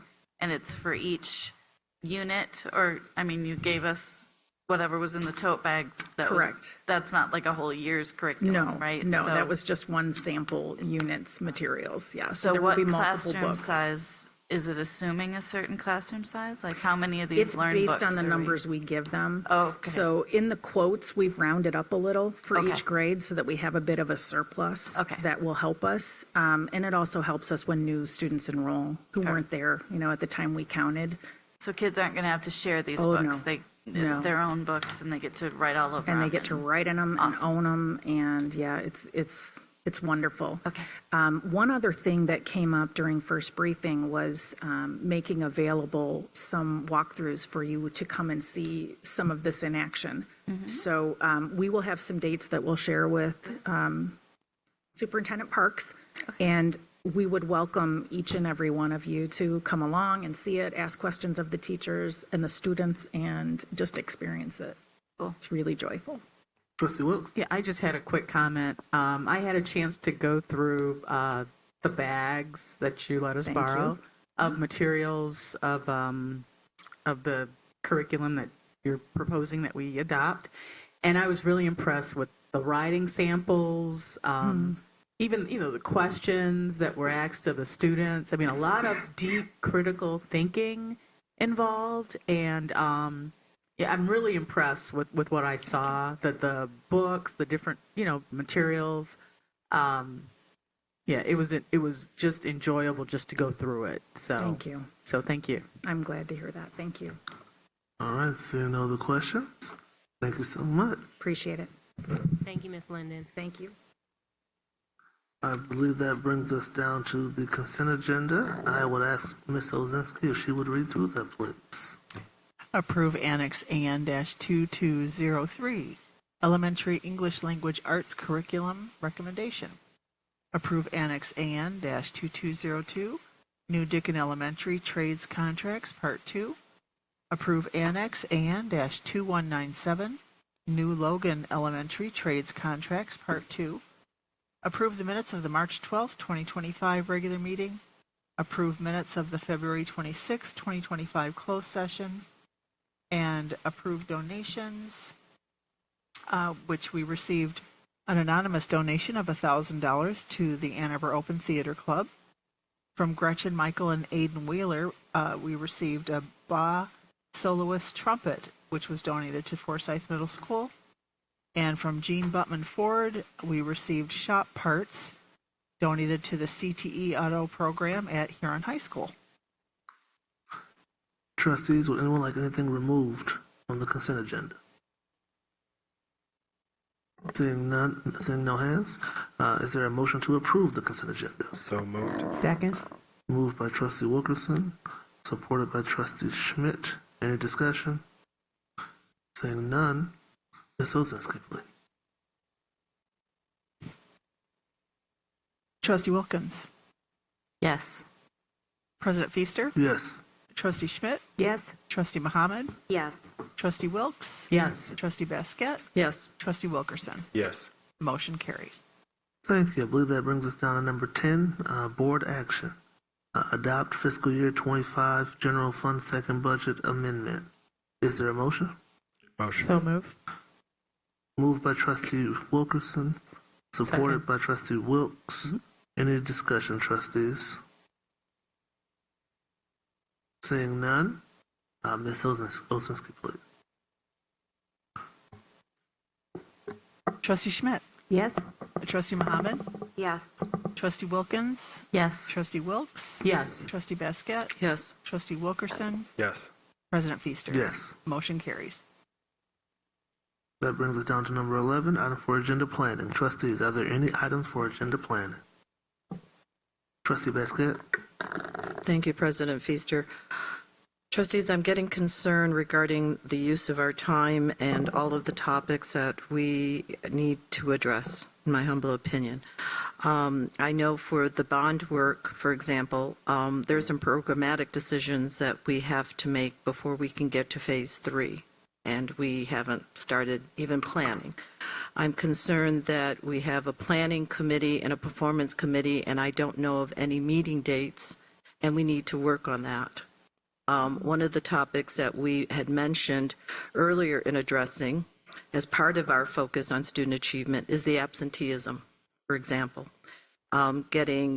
Superintendent Parks has shared with us, at least some of us, the situation we have in our district. I'm not sure if that was shared with the new trustees, because forgive me, I forgot the timeline, Ms. Parks, of when you shared that with us. But, okay, so we need to brief the new ones, the new board members. And again, that's a topic that breaches, both committees in terms of, performance and planning. But we can't teach students if we don't see the students in our buildings. So I'm concerned that we have spent a lot of time talking about buildings and old business, and the policy changes is part of old business, and we have not yet addressed visibly to the public about the student achievement issues. So I'm very concerned about that.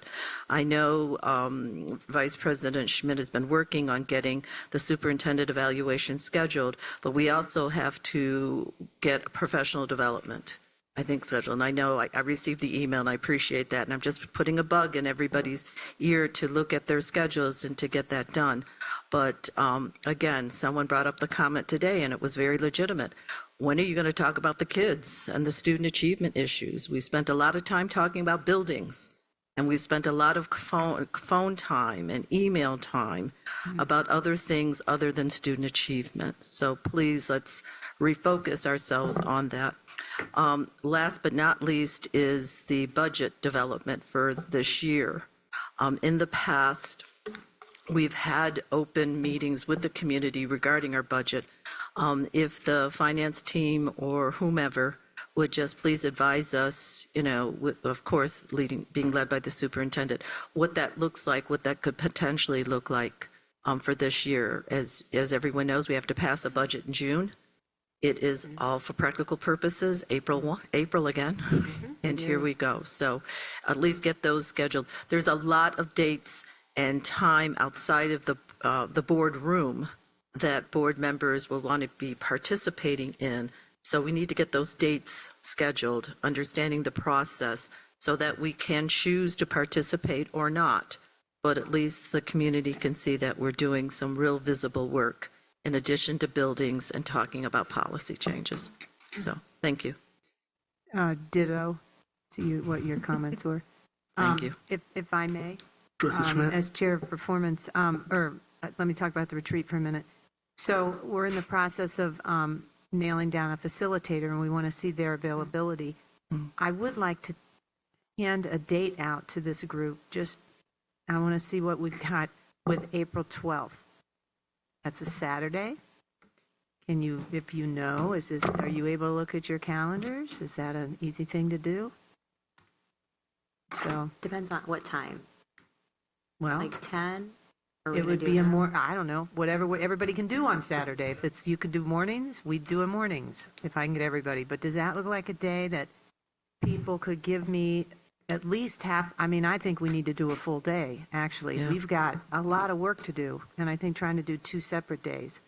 So, anybody absolutely can't do the 12th? I can do the 12th if it's like later morning. Until how late? I If we think go, like 10 to 11. 5, 10 to 6? Okay, maybe 10. Yeah. 10 to 5, okay. Anybody else have any? That works for me. That works for me.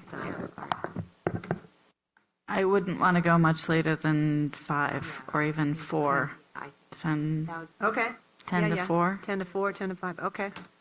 All right, but, all right, so that might work. We're trying to work with the facilitator, and I want to meet with her prior to us landing that with at least one other board member, so we're sure that this is the person. She's coming highly recommended, like the email I sent to you.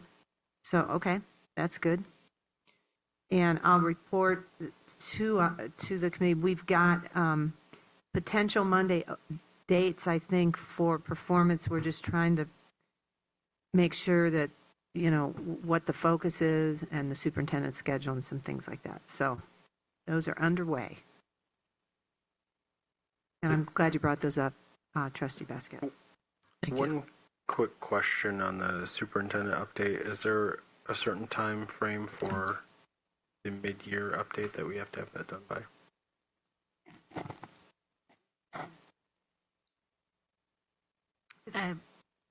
I believe, if I'm remembering correctly, which I may not be, I apologize, it was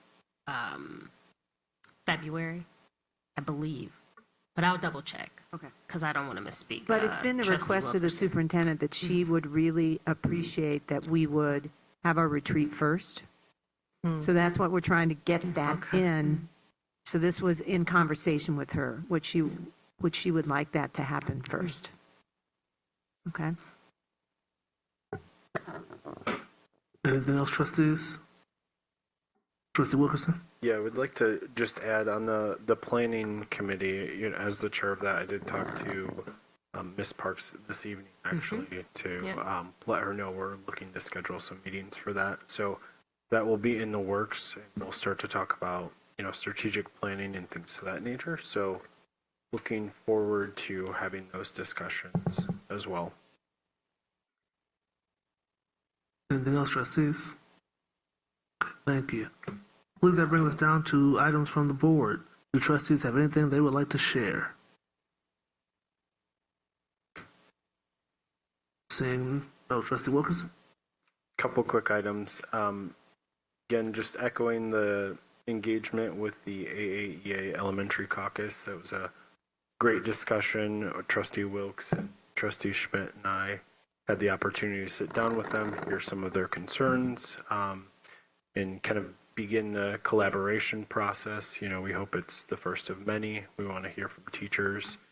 We're those of us that were in attendance expressed the desire to continue to meet with them and engage with the teachers. And then I do also want to give a shout out to Jocelyn Hunter Young and Jared Auman. Thank you. No problem. For that. They were working with a grant from MDE to bring in information about different cultures as part of the learning and expansion in the district. And they brought in the Asiganak Singers, it's a Native American group, and hosted them at the Ark. There was about 350 people in attendance. There was a traditional round dance that they sang and allowed people to participate in, and so that was a really great event last Saturday. So give a shout out to them for that. Awesome. Trustee Schmidt, yes. I would love to have Mr. Elman come in and talk to us about this grant. Well, and all the things. It's interesting that you mentioned that because Ms. Linden and I have been talking about this, and they will be coming to one of the April meetings. Oh, that'd be great. Yeah. Yeah, I know I talked to him on the phone about it, and I was like, oh, the rest of the board has to hear this. Okay, great. Unfortunately, we weren't aware of this event at the Ark. We would have tried to make it. Wow. Been a nice. Okay. Thank you, Trustee Wilkerson. If there is nothing else, then I will entertain I'll entertain a motion to adjourn by voice vote. So move. Moved by Trustee Wilkes. Second. Supported by Trustee Schmidt. Any discussion? Seeing none, all in favor say aye. Aye. Any opposed say nay. The motion carries. Meeting adjourned at 11:29 p.m.